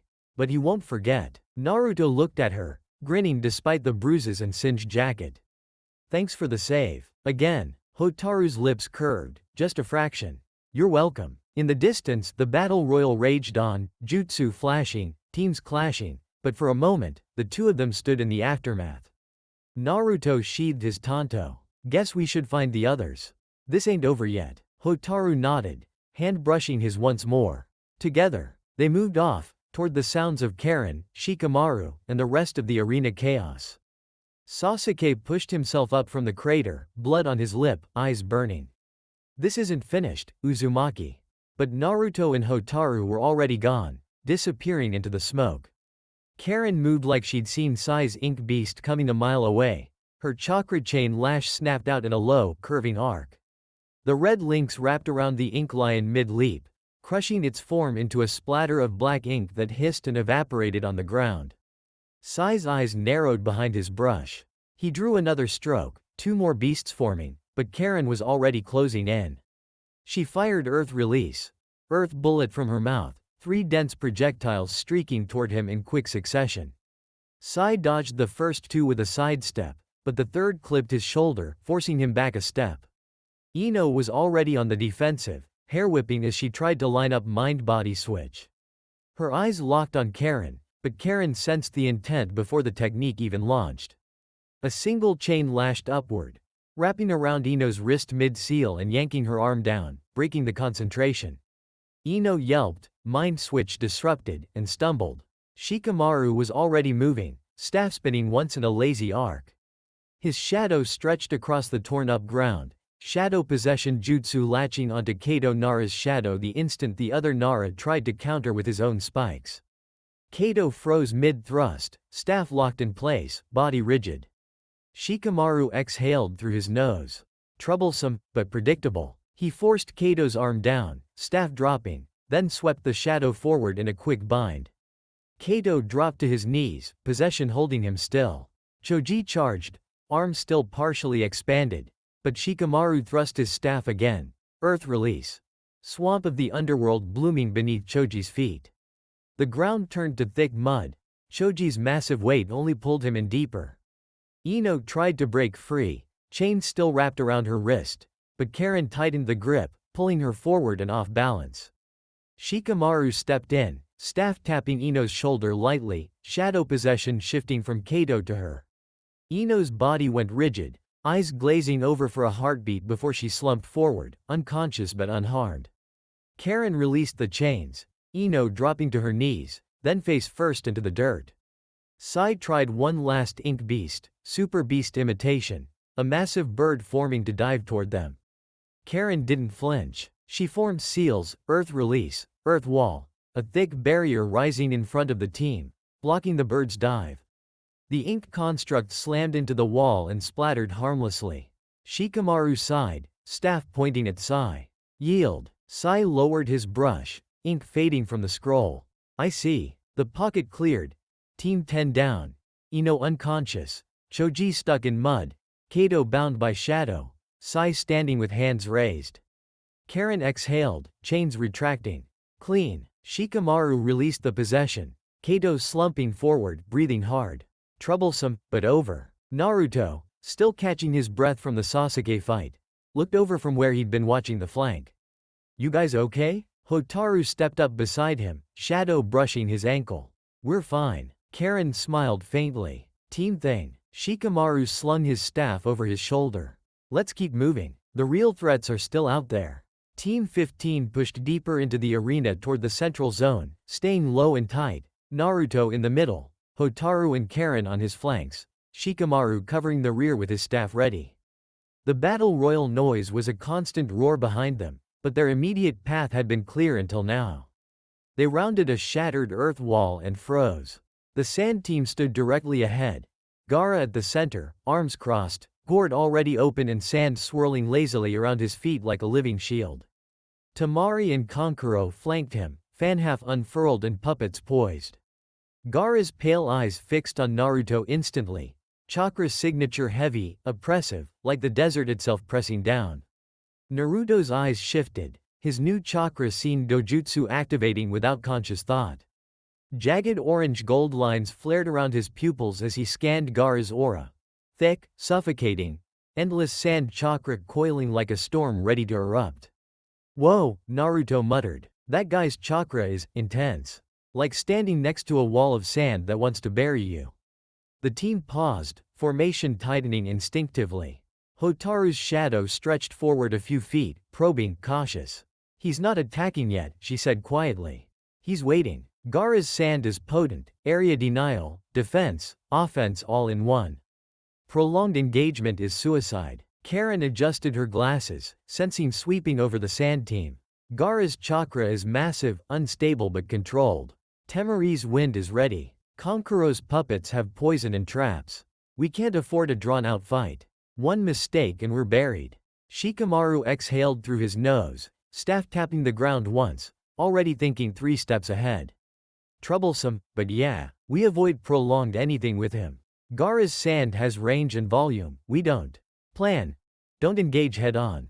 Naruto, clones for misdirection and noise. Hotaru, shadow chains to bind if he commits. Karin, sense for sand movement and call the safe paths. I'll set swamp and spikes to slow his advance. We bypass, move north around them. If he pursues, we scatter and regroup. No heroics. No staring contest with the walking desert. Naruto nodded, eyes still glowing faintly as he scanned. Got it. No picking a fight with the sand freak unless we have to. But if he comes for us. Hotaru's hand brushed his arm, shadow curling tighter around his ankle. We end it fast. Karin's chains twitched. Ready. North path is clearer. Sand's thinner there. We move now. Shikamaru thrust his staff, earth release. Swamp of the underworld rippling out behind them as a fallback trap if Gaara pursued. Go. They shifted. Body flicker bursts carrying them north in a coordinated blur, skirting the sand team's position without direct engagement. Gaara watched them go, sand swirling a little faster around his feet. Temari glanced at him. They're avoiding us. Gaara's voice was flat, almost disappointed. For now. Kankuro chuckled darkly. Let him run. Sand will catch up eventually. Team 15 vanished into the western haze, heading deeper toward the center. Shikamaru muttered under his breath as they moved. Gaara's a problem we'll deal with later. Right now, keep moving. Stay together. Survive. Naruto's grin returned, sharp, determined. Survive? Nah, we're gonna win. Hotaru's shadow brushed his ankle again, quiet promise. Together. Karin smiled faintly. Team thing. They pressed on, 4 Genin, unbreakable, eyes forward. The battle royal raged, and Team 15 was still in it. The cage booth overlooked the arena like a predator's perch, the roar of the crowd below a distant thunder. Orochimaru, still disguised as the 4th cage Rasa, sat rigid in the heavy golden brown robes, headpiece casting a shadow over his painted face. The makeup hid his pallor, but sweat still gathered at his temples beneath the collar. His golden, slitted eyes scanned the arena floor slowly, methodically, searching the chaos for a familiar face. Kabuto, the silver-haired medic, should have been visible by now, moving among the Genin, planting the signal, triggering the invasion when the moment was right. Orochimaru had drilled the timing into him. Wait for the first major clash in the center, then release the cursed seals on the sound Genin. A simple flare of chakra, a hidden hand sign, and the stadium would erupt into war. But there was nothing. No silver hair flashing through the smoke. No subtle pulse of Kabuto's chakra signature among the fighters. No signal flare. No cursed seals igniting in unison. Orochimaru's fingers twitched once beneath the wide sleeves, hidden, controlled. Where is he? He scanned again, Byakugan-level focus, even without the dojutsu. Genin teams clashed in knots. Konoha squads holding pockets, Suna sand swirling in defensive cyclones, sound ninja darting like vipers. But Kabuto was absent. Completely. A cold thread of unease coiled in his gut. Kabuto was never late. Kabuto was never sloppy. Kabuto was dead, or compromised. Orochimaru's golden eyes flicked toward the Hokage booth occupants. Hiruzen sat calmly, pipe in hand. Jiraiya leaned on the railing, grinning faintly. Akira Kurosawa, silver hair tied back, arms crossed, watched the arena with quiet intensity, her gaze occasionally drifting toward her own team. Akira, the woman who had severed his arm. The woman who had sworn to end him if he ever came near her student again. The woman who had likely already sniffed out Kabuto's presence in the forest. Orochimaru's jaw tightened beneath the makeup. She killed him. The realization settled like ice in his veins. Kabuto had been outed early, neutralized before he could signal the invasion. The sound Genin were scattered, leaderless, fighting for points instead of conquest. The plan was unraveling before it began. He exhaled slowly, controlled, measured, keeping the cage facade intact. Hiruzen spoke without looking at him, voice low. The battle royal proceeds smoothly so far. Your Suna team is holding center, cage. Orochimaru forced Rasa's flat tone. Yes, they perform as expected. Jiraiya chuckled softly, eye crinkling. Gaara's sand is a monster. But Konoha's kids are no slouches. Look at Team 15, tight formation, no wasted movement. They're hunting, not just surviving. Akira's voice cut in, quiet, certain. They'll win. Orochimaru's golden eyes flicked toward her, brief, hidden behind the hat's brim. Sweat trickled beneath the collar again. She knows. He could feel it. The way she sat, calm, watchful, almost daring him to move. The invasion signal was dead. Kabuto was dead, and the snake was trapped in a booth with 2 people who had already made him bleed once. Orochimaru remained perfectly still, robes heavy, face painted, breathing even. But inside, the plan was shifting. If he couldn't trigger the invasion, he would have to improvise. And when the time came, he would not hesitate. Even if it meant facing the headhunter again. And the toad sage. And the boy who now had a team that fought like they would die for him. The battle royal raged below. And in the booth, the snake waited, sweating, calculating, patient. For now, the cage booth became a cage in an instant. Akira Kurosawa's hands, previously hidden beneath the table, flashed upward in a single precise seal. Lightning soul rend. A blinding needle of white-blue lightning. Thinner than a kunai, sharper than any blade, lanced from her palm in a straight line toward the disguised cage across the table. The bolt struck true. It pierced the high collar of the cage robes, sinking into the side of Orochimaru's neck with surgical accuracy. The frequency of the lightning, tuned to shred chakra soul bonds, detonated inside him like a silent bomb. Orochimaru's golden, slitted eyes widened in shock. The disguise shattered completely. Rasa's robes, headpiece, and painted face dissolving like smoke. The Akatsuki cloak beneath was revealed in tatters, long black hair whipping as his body convulsed. The bolt didn't burn flesh, it unraveled something deeper. He staggered back, hands flying to his throat, chakra flaring wildly in a desperate attempt to regenerate, to shed the body, to escape. But the jutsu held. The soul connection frayed, threads of his essence tearing loose. No body swap possible. No cursed seal revival. No regeneration. He choked out a single, wet sound, half laugh, half gasp. You, actually? Akira stood, tanto drawn now, lightning still crackling along the blade. I told you, she said, voice cold and final. If you came near him again, you die. Jiraiya was already moving, kunai in hand, seals forming for a summoning. Hiruzen rose, hands flashing through a containment barrier. But Orochimaru's body collapsed, knees buckling, golden eyes dimming as the soul unraveled completely. No dramatic escape, no final curse, just a pale, broken form slumping to the floor, lifeless. The booth went still. Akira lowered her tanto, lightning fading from the edge. She exhaled once, slow, steady. It's done. Hiruzen stared at the body, pipe forgotten. Jiraiya lowered his kunai, exhaling hard. Damn, you really ended him. Akira looked down at the corpse, expression unchanging. He threatened my student, my team. He threatened children. She sheathed the tanto with a soft click. He doesn't get to do that anymore. Hiruzen placed a hand on her shoulder, gentle, steady. You did what had to be done. Akira nodded once, small, final. Below, the battle royal continues. My team is still fighting.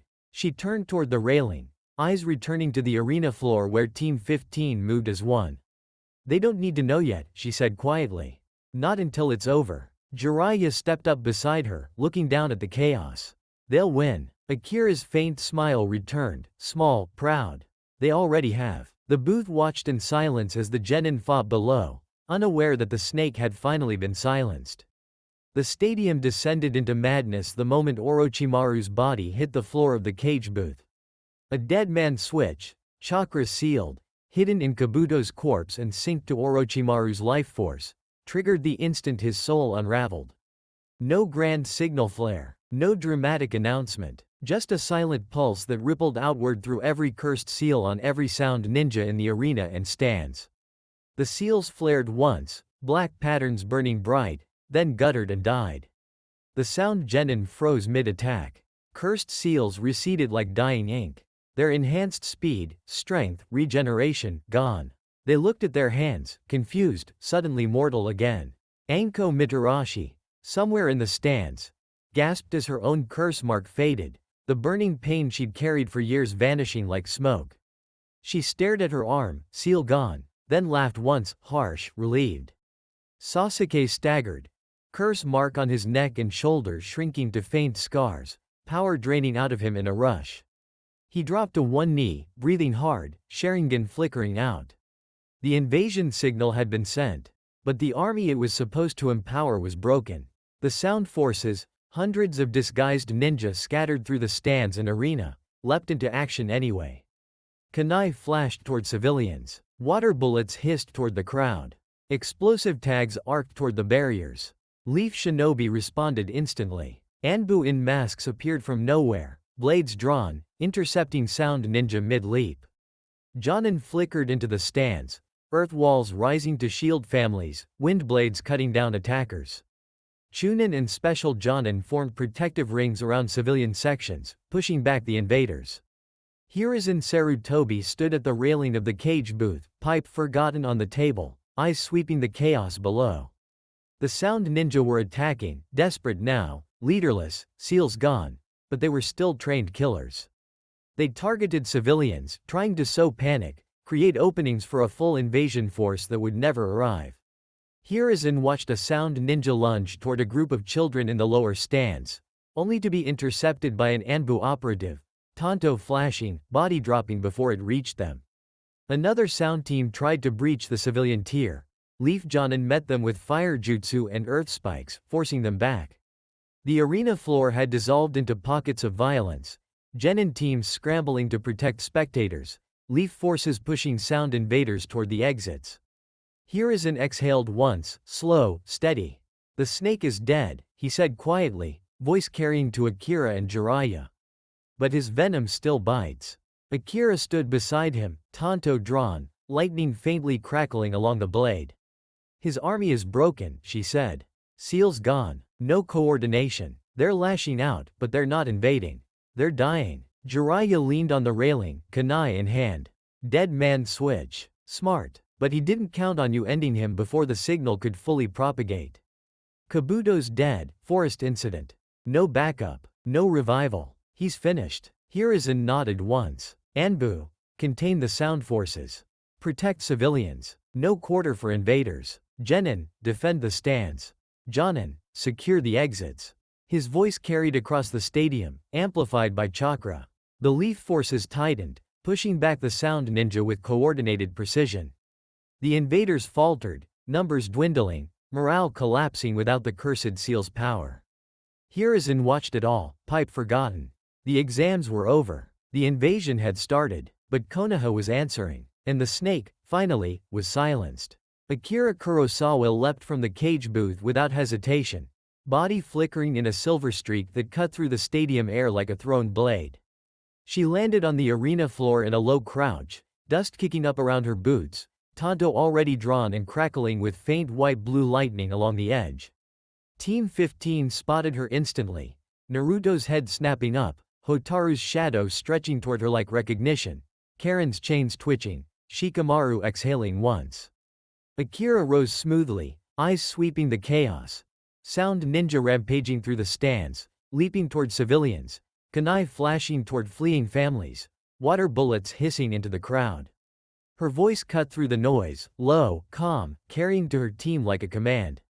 With me. No explanation, no hesitation. She moved, body flicker carrying her forward toward the nearest cluster of sound invaders terrorizing the lower civilian tier.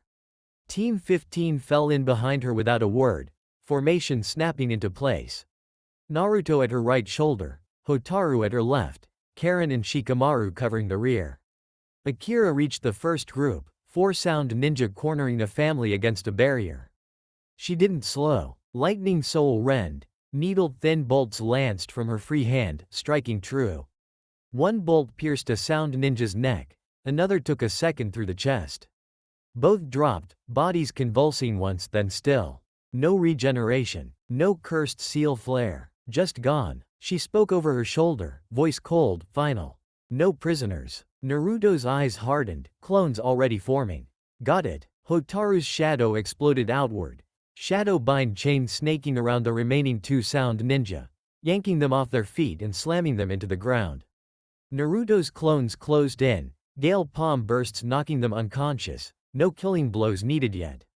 Karin's chains lashed, pulling a civilian child out of the path of a falling kunai, then whipping back to wrap another sound ninja's throat, non-lethal chokehold dropping him cold. Shikamaru thrust his staff, swamp of the underworld blooming beneath a group of 3 sound attackers, mud swallowing them to the waist. Shadow's spike volley rose, spikes stopping an inch from throats. Yield or sink, he said flatly. They didn't yield. The spikes tightened, non-lethal, but final.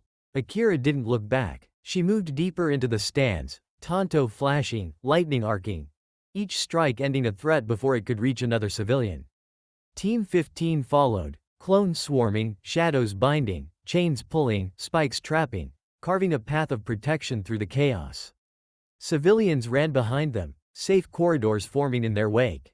Sound ninja fell, overwhelmed, bound, unconscious or dead.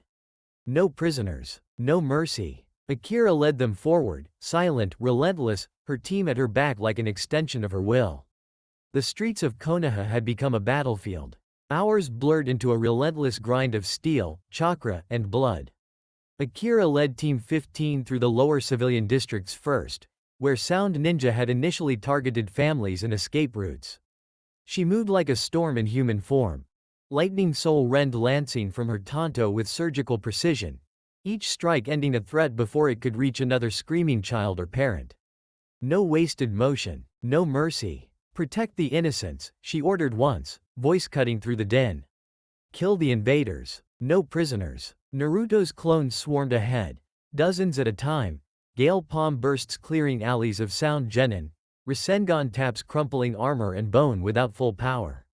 Hotaru's shadows followed like a living net, shadow bind chain and shadow needle barrage pinning Sound Ninja to walls and rooftops, leaving them helpless for Naruto's finishing strikes or Karin's chains to drag them into kill zones. Karin sensed every ambush, chakra chain lash whipping out to intercept kunai volleys or pull civilians out of harm's way, earth bullet cracking through sound armor with pinpoint accuracy.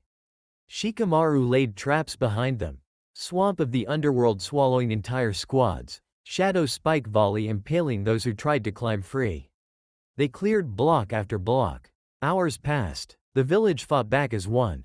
Anbu in masks flickered through rooftops, blades flashing, bodies dropping silently. Genin teams held choke points, earth walls rising, fire jutsu roaring, wind blades carving through sound ranks. Chunin and Special Genin protected evacuation routes, ushering families toward the inner gates while fighting rearguard actions. Sound Ninja died in droves. Their cursed seals were gone. Dead man switch severed with Orochimaru's soul. No regeneration, no enhanced strength, just desperate, mortal men and women trying to complete a mission that had already failed. They fought anyway, kunai flashing, water bullets hissing, explosive tags detonating in crowded streets. Team 15 pushed north toward the central plaza, where the heaviest fighting raged. A Sound Genin squad, 6 elite ninja, blocked their path near the memorial stone. Water dragons roared toward them.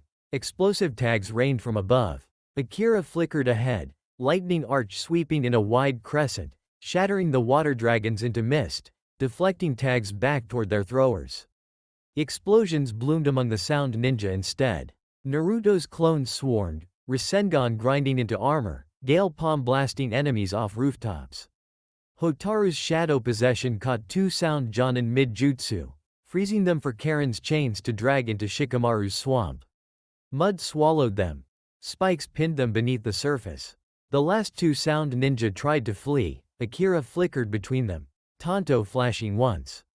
Lightning Soul rend lanced through both necks in a single motion. Bodies dropped, lifeless. The plaza opened before them. More sound forces, dozens, were pushing toward the Hokage Tower, civilians fleeing behind barricades of leaf shinobi.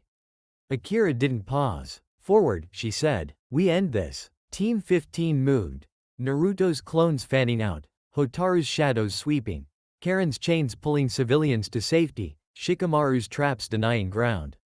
Hours bled into night. The streets ran red. Sound Ninja fell. Overwhelmed, outmatched, leaderless. Leaf Shinobi held. Anbu Silent Blades, Genin Thunder, Chunin Desperate Courage. Team 15 fought at the heart of it. Akira leading, her kids at her back. No prisoners. No retreat. By midnight, the last Sound Ninja were hunted down, cornered in alleyways, rooftops, sewers. One by one, they died. The invasion was broken. Konoha stood, battered, bleeding, but unbroken. Akira stood in the central plaza at dawn, Tanto dripping, lightning fading from the blade, Team 15 around her, exhausted but alive. Naruto leaned on Hotaru, breathing hard, jacket in tatters.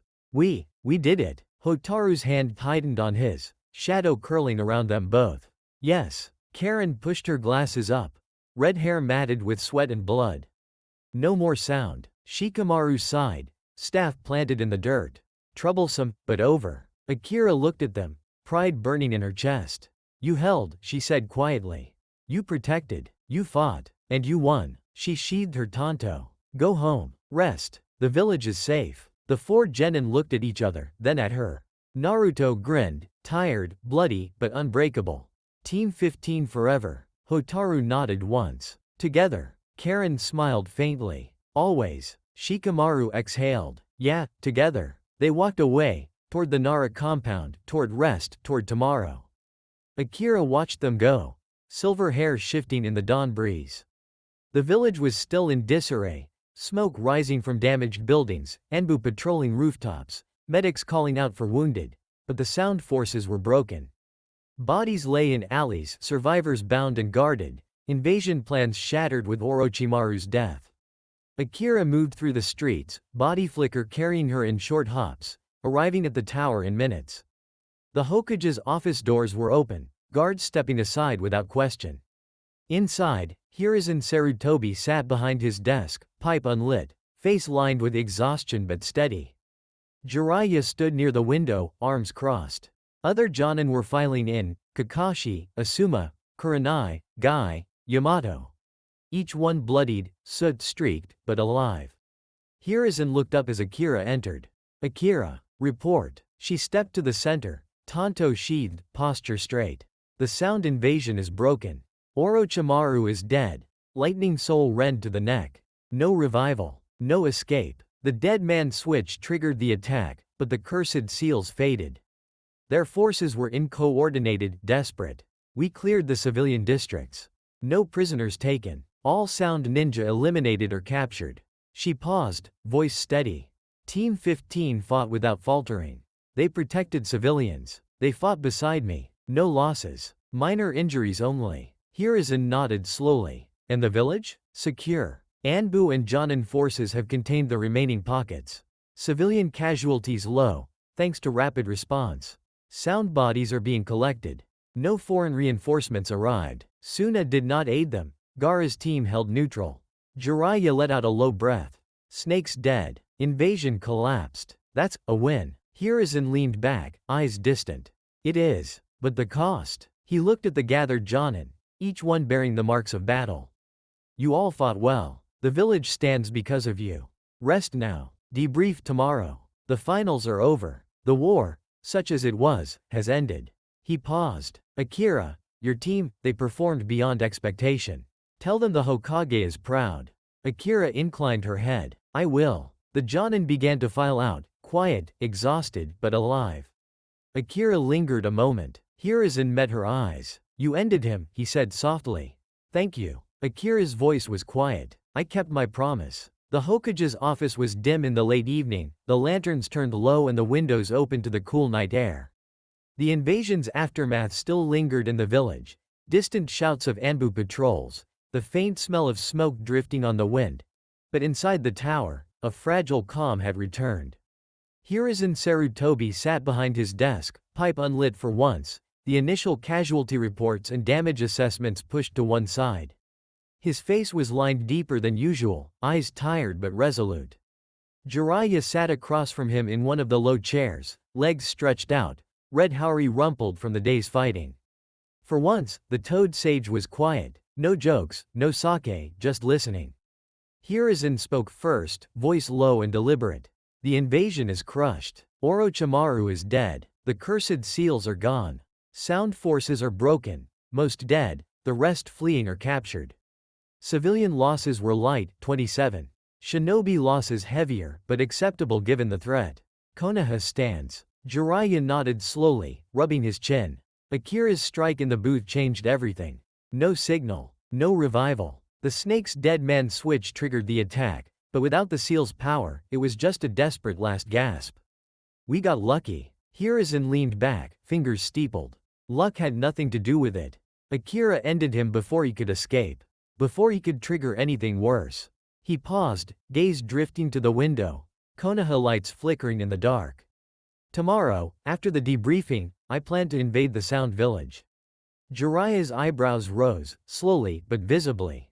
"Otogakure? Full annexation?" Hiruzen nodded once. "Yes. The village is leaderless. Orochimaru is gone. His forces are shattered. The land of Sound is small, resource poor, but strategically placed, bordering Fire Country on the east.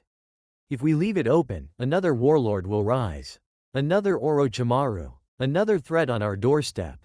He leaned forward again. "We move in force.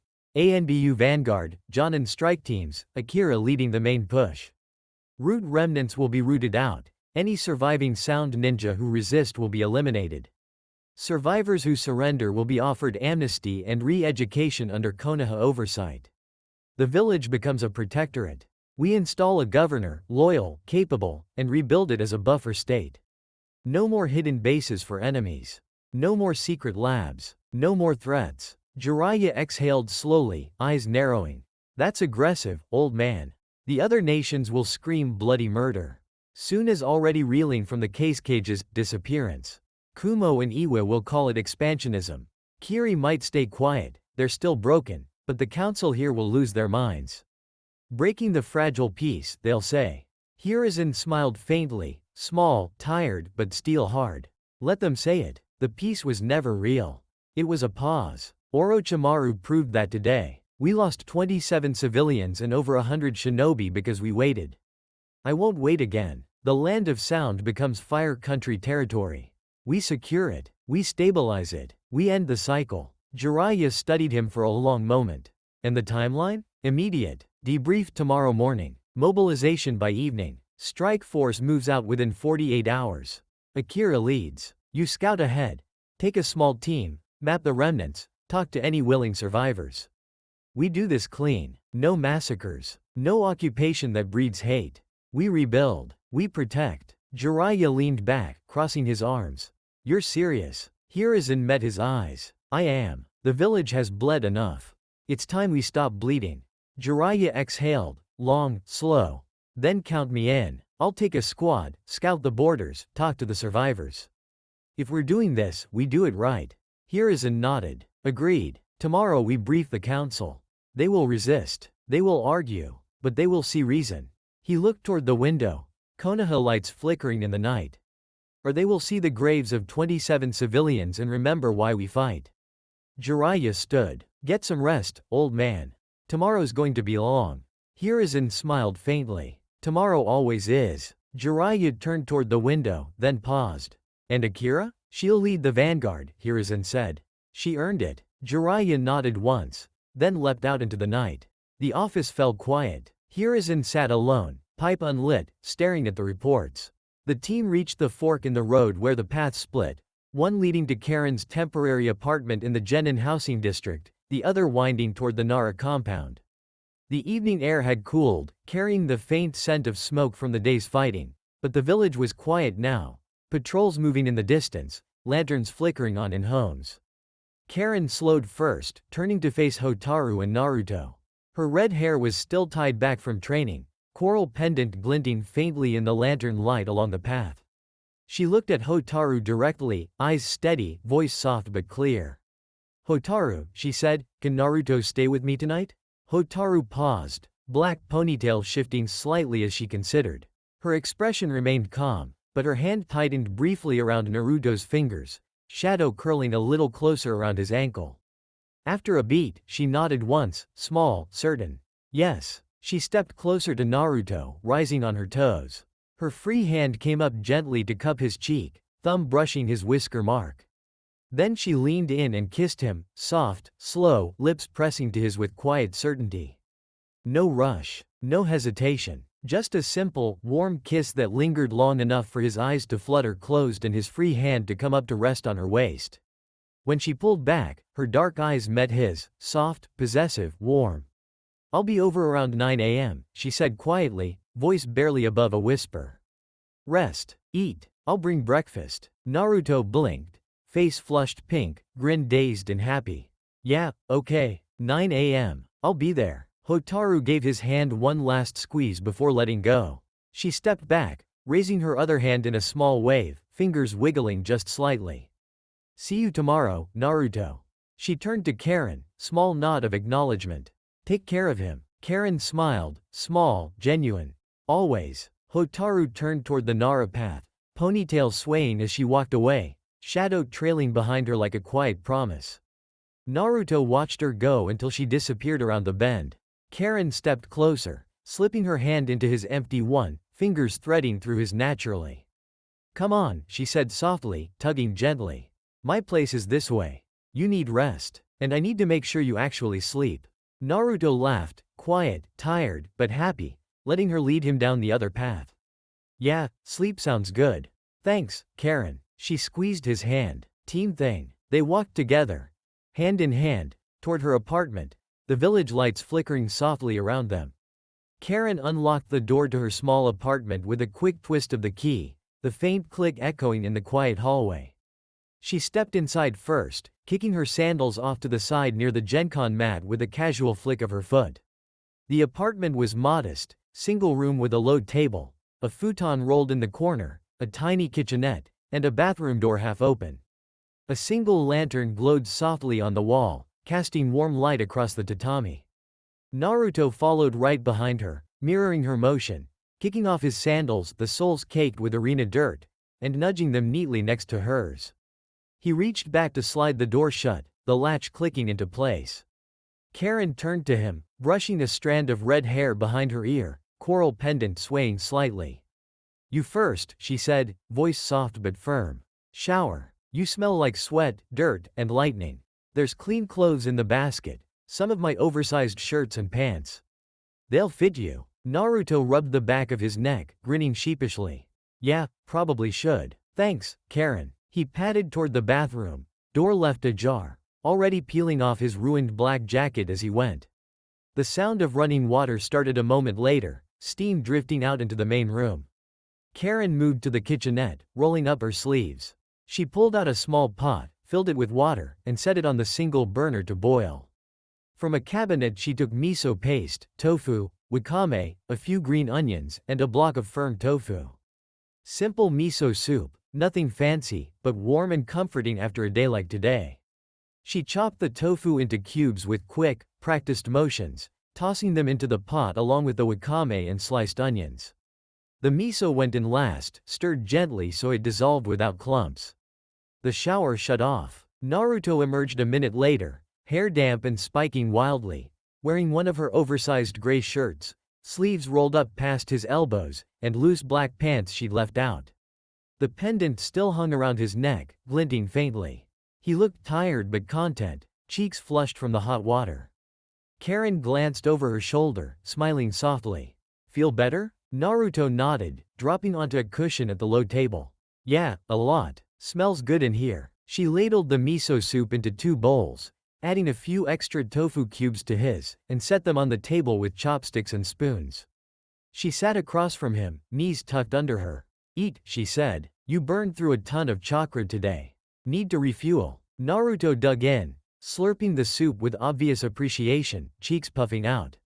"This is really good. Better than ramen. Don't tell Ichiraku I said that." Karin laughed quietly, small, warm sound. "Your secret's safe." They ate in comfortable quiet for a while, only the soft clink of bowls and the distant hum of the village outside. Naruto finished his bowl first, leaning back on his hands with a satisfied sigh. "Thanks for letting me crash here," he said, voice quieter now. "I mean, after everything today. The chase, the fights, getting me back, it means a lot." Karin set her spoon down, looking at him across the table. "You're ours," she said simply. "Mine and Hotaru's. We don't let anyone keep you, not even sensei for a game." Naruto's grin softened, something warmer, more real. "Yeah, I know." He rubbed the back of his neck again, habit when he got shy. "So, bed?" Karin stood, gesturing toward the futon she'd already unrolled in the corner. Big enough for 2, blankets folded neatly.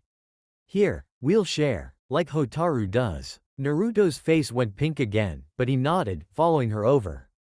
They settled in, Naruto on his back, Karin curling against his side, head on his shoulder, one arm draped across his chest.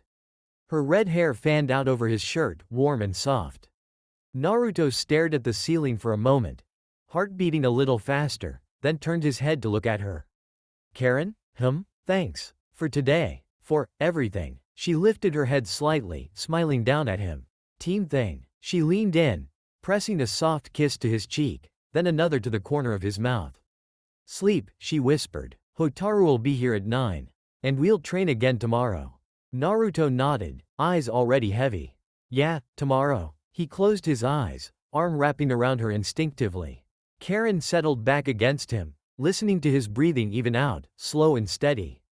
The apartment was quiet. Outside, Konoha slept, safe, for now. Naruto and Karin lay side by side on the futon in the quiet apartment, the single lantern turned low so only a soft amber glow filled the room.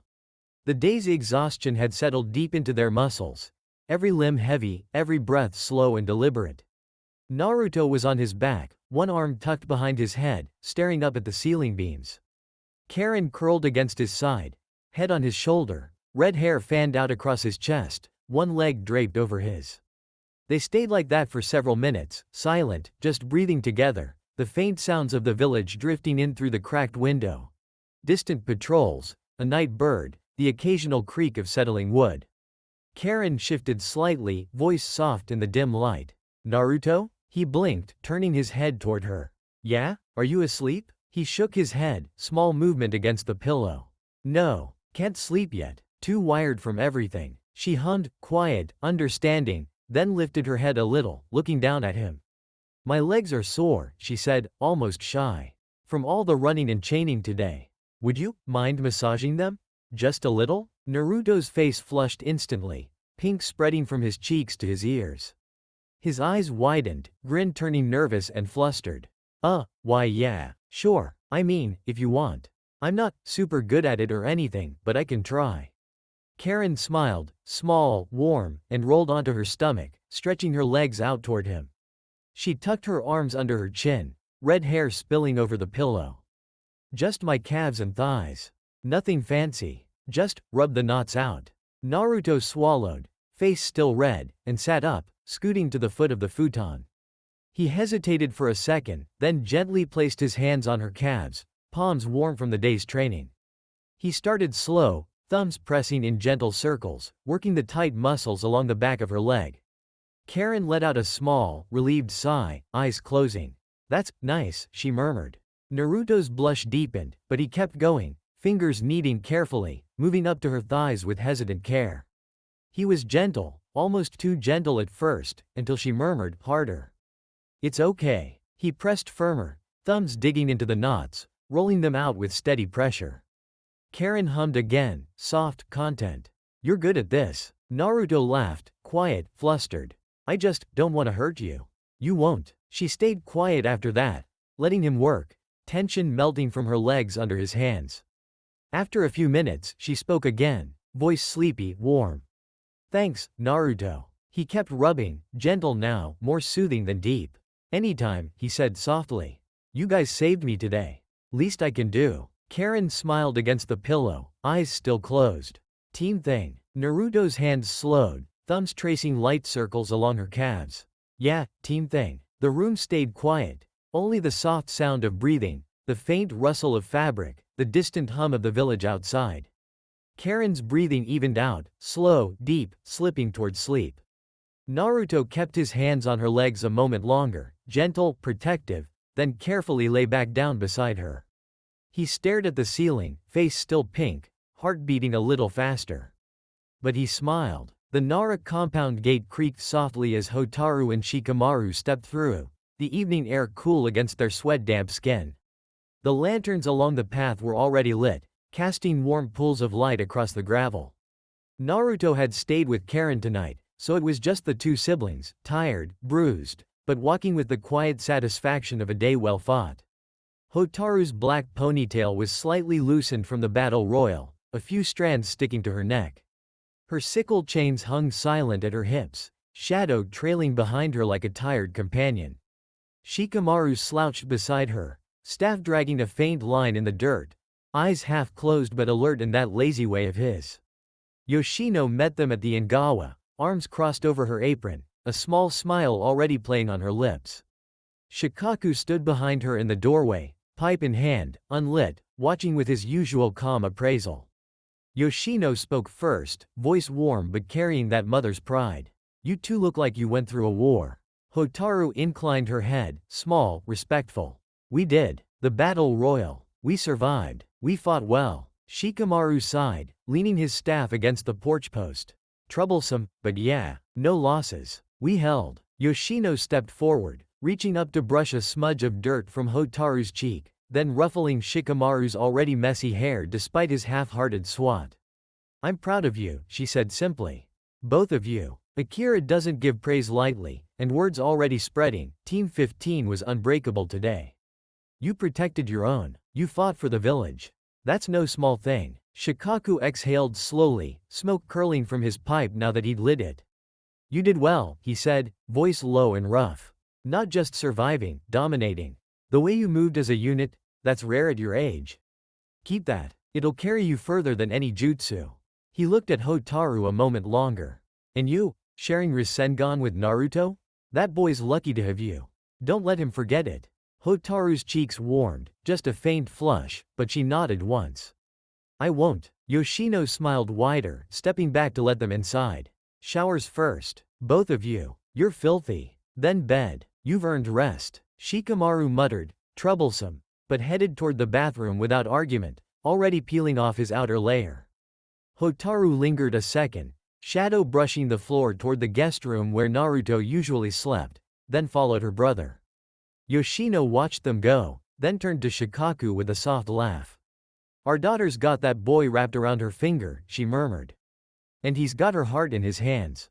They're good for each other. Shikaku puffed his pipe once. Yeah, they are. The house settled into its nighttime quiet, water running from the bathroom, soft footsteps on tatami, the faint creak of futons being unrolled. Hotaru stepped into her room last, door sliding shut behind her. She paused, hand on the frame, thinking of Naruto across town with Karin, safe, warm, probably already asleep. A small smile curved her lips. She changed into her sleep clothes, rolled out her futon, and lay down, shadows stretching across the floor toward the guest room, as if reaching for him even now. Hotaru woke with the first pale light slipping through the shoji screens of her room in the Nara compound. The house was still quiet. Shikamaru's snores drifted faintly from down the hall, her parents still asleep.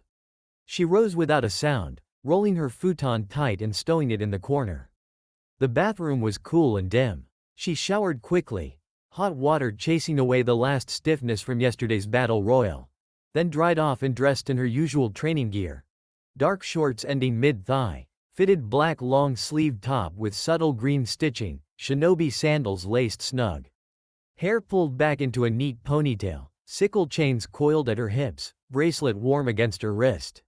She slipped her sandals on at the Gencon, quiet, precise, then stepped out into the cool morning air.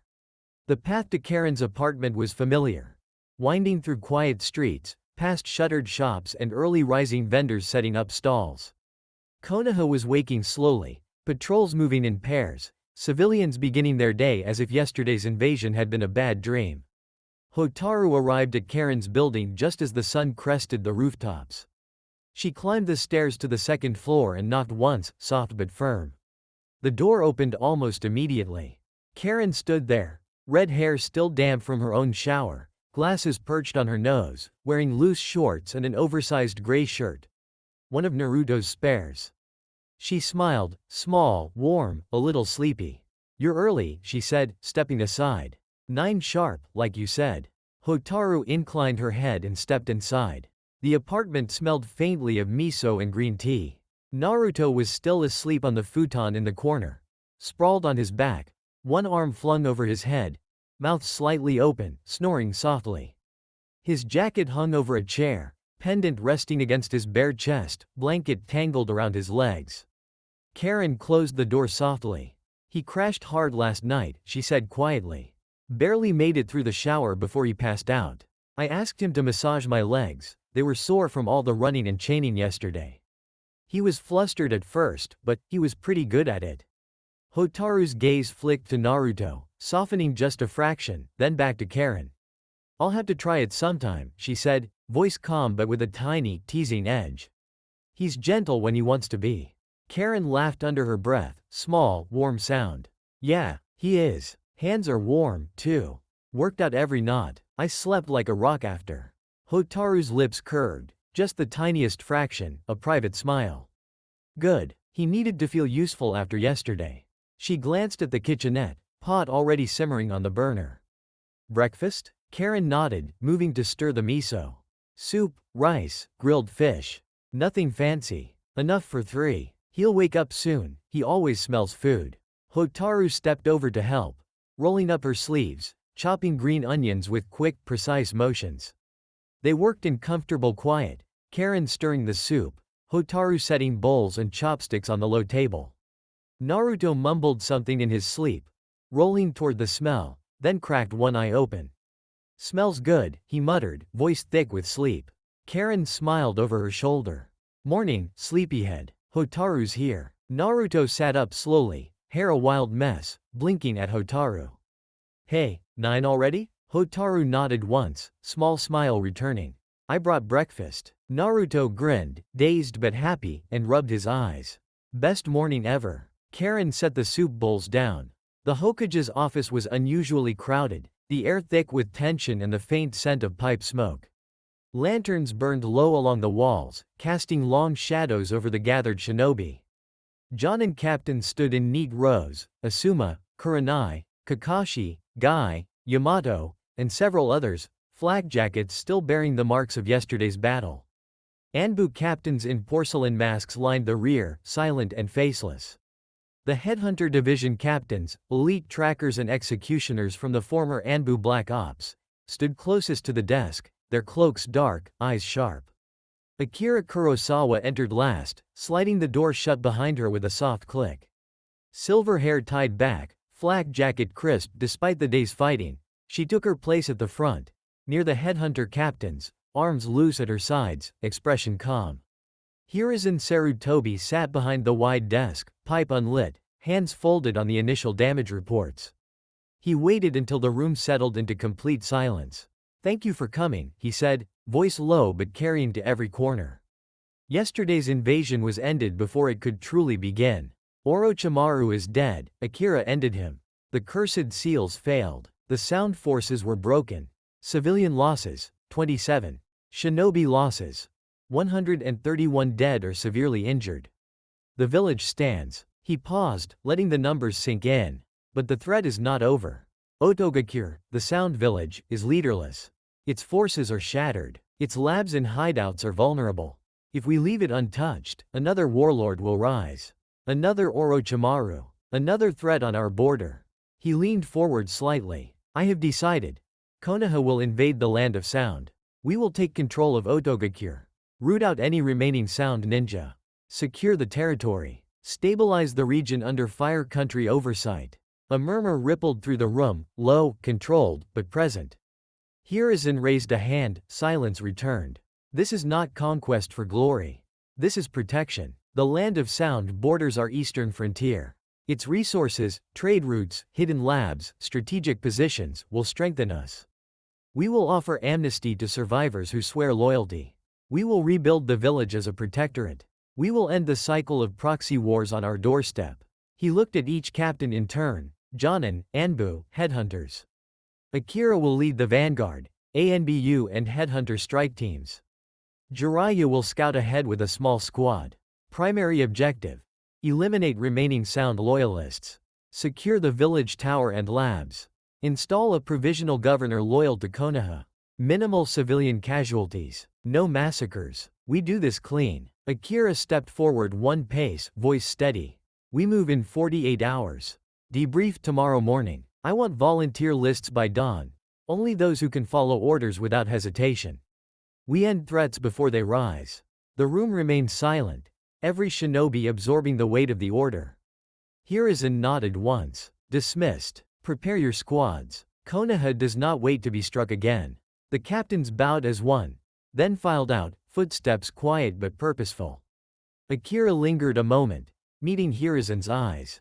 Any hesitation from the council? She asked.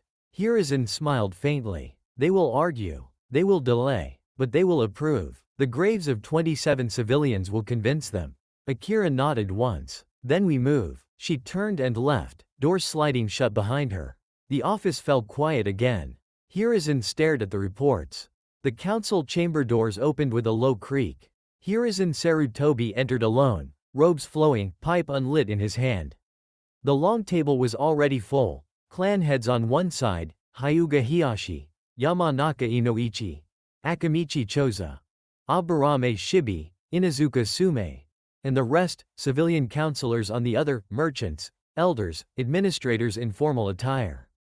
The Uchiha seat remained empty. Sasuke the only survivor, too young and not present. No representative filled it. Hiruzen took his place at the head, setting his pipe down. The room fell silent instantly. I will be brief, he began, voice steady and carrying.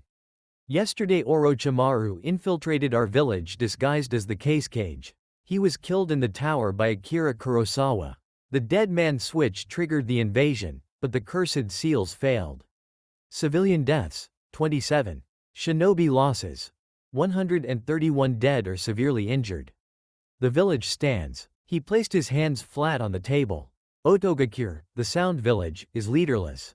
Its forces are shattered. Its labs, jutsu archives, money caches, and strategic position are vulnerable. If we leave it open, another warlord will rise.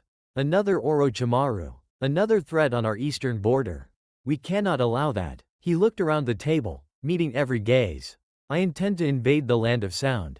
Take control of Otogakure. Root out any remaining sound ninja. Secure its assets. Make it a protectorate under Fire Country oversight. We rebuild it. We protect it. We end the cycle of proxy wars on our doorstep. The civilian side reacted first, murmurs rising to sharp objections. A merchant counselor stood, voice tight. This is reckless. We have just survived an attack, 27 civilians dead. Invading another village will cost more lives, more money, more resources we don't have. The people will not stand for another war. An elder nodded vigorously. The council cannot approve aggressive expansion. The fragile peace. Shikaku Nara leaned forward, voice low, calm, cutting through the noise. With respect, he said, the peace was never fragile. It was an illusion. Orochimaru proved that yesterday. If we do nothing, the next threat will come from Otogakure's labs, jutsu research, forbidden seals, money stashes Orochimaru hoarded for decades. If another power takes it, Kumo, Iwa, or worse, we'll face a threat 10 times worse than yesterday. He paused, tapping his pipe once against the table. It's best to make sure none of the snake's research or information falls into enemy hands. We take the village. We secure the assets. We root out the remnants. Minimal casualties if we move fast and clean. The land of sound's resources, trade routes, hidden labs, money caches, will offset the cost. In a year, it pays for itself. The civilian side shifted, murmurs quieting as numbers and strategy were laid out. Hiruzen spoke again, voice calm, final. 27 civilians died yesterday because we waited. 131 shinobi paid the price. I will not wait again. The invasion is necessary. We secure our border. We protect our people. We end the cycle. He looked around the table, meeting every gaze. Do I have approval? Silence held for a long moment. The civilian elder who had spoken first exhaled slowly. The numbers are compelling. The risk of leaving it open is greater than the cost of taking it. The council approves, formal vote. One by one, the clan heads nodded. Shikaku first, then Hiyashi, Inoichi, Choza, Shibi, Sume, and the others. The civilian side followed, reluctant but convinced. Hiruzen gave a single nod. And that concludes part 6 of this story. Thank you for spending your time here at Ichiraku Ramen and listening all the way to the end. Your support helps keep these stories alive and allows the shinobi world to continue through new adventures and alternate timelines. If you enjoyed Shadows That Bind, don't forget to like the video, subscribe to the channel, and turn on notifications so you don't miss future stories. Once again, full credit goes to Dark Knight 1994, the original writer of this story. If you would like to read the original version, you can find the link to the story in the description below. Let me know in the comments what story you would like to hear next. Until the next time, stay safe, and I'll see you again at Ichiraku Ramen.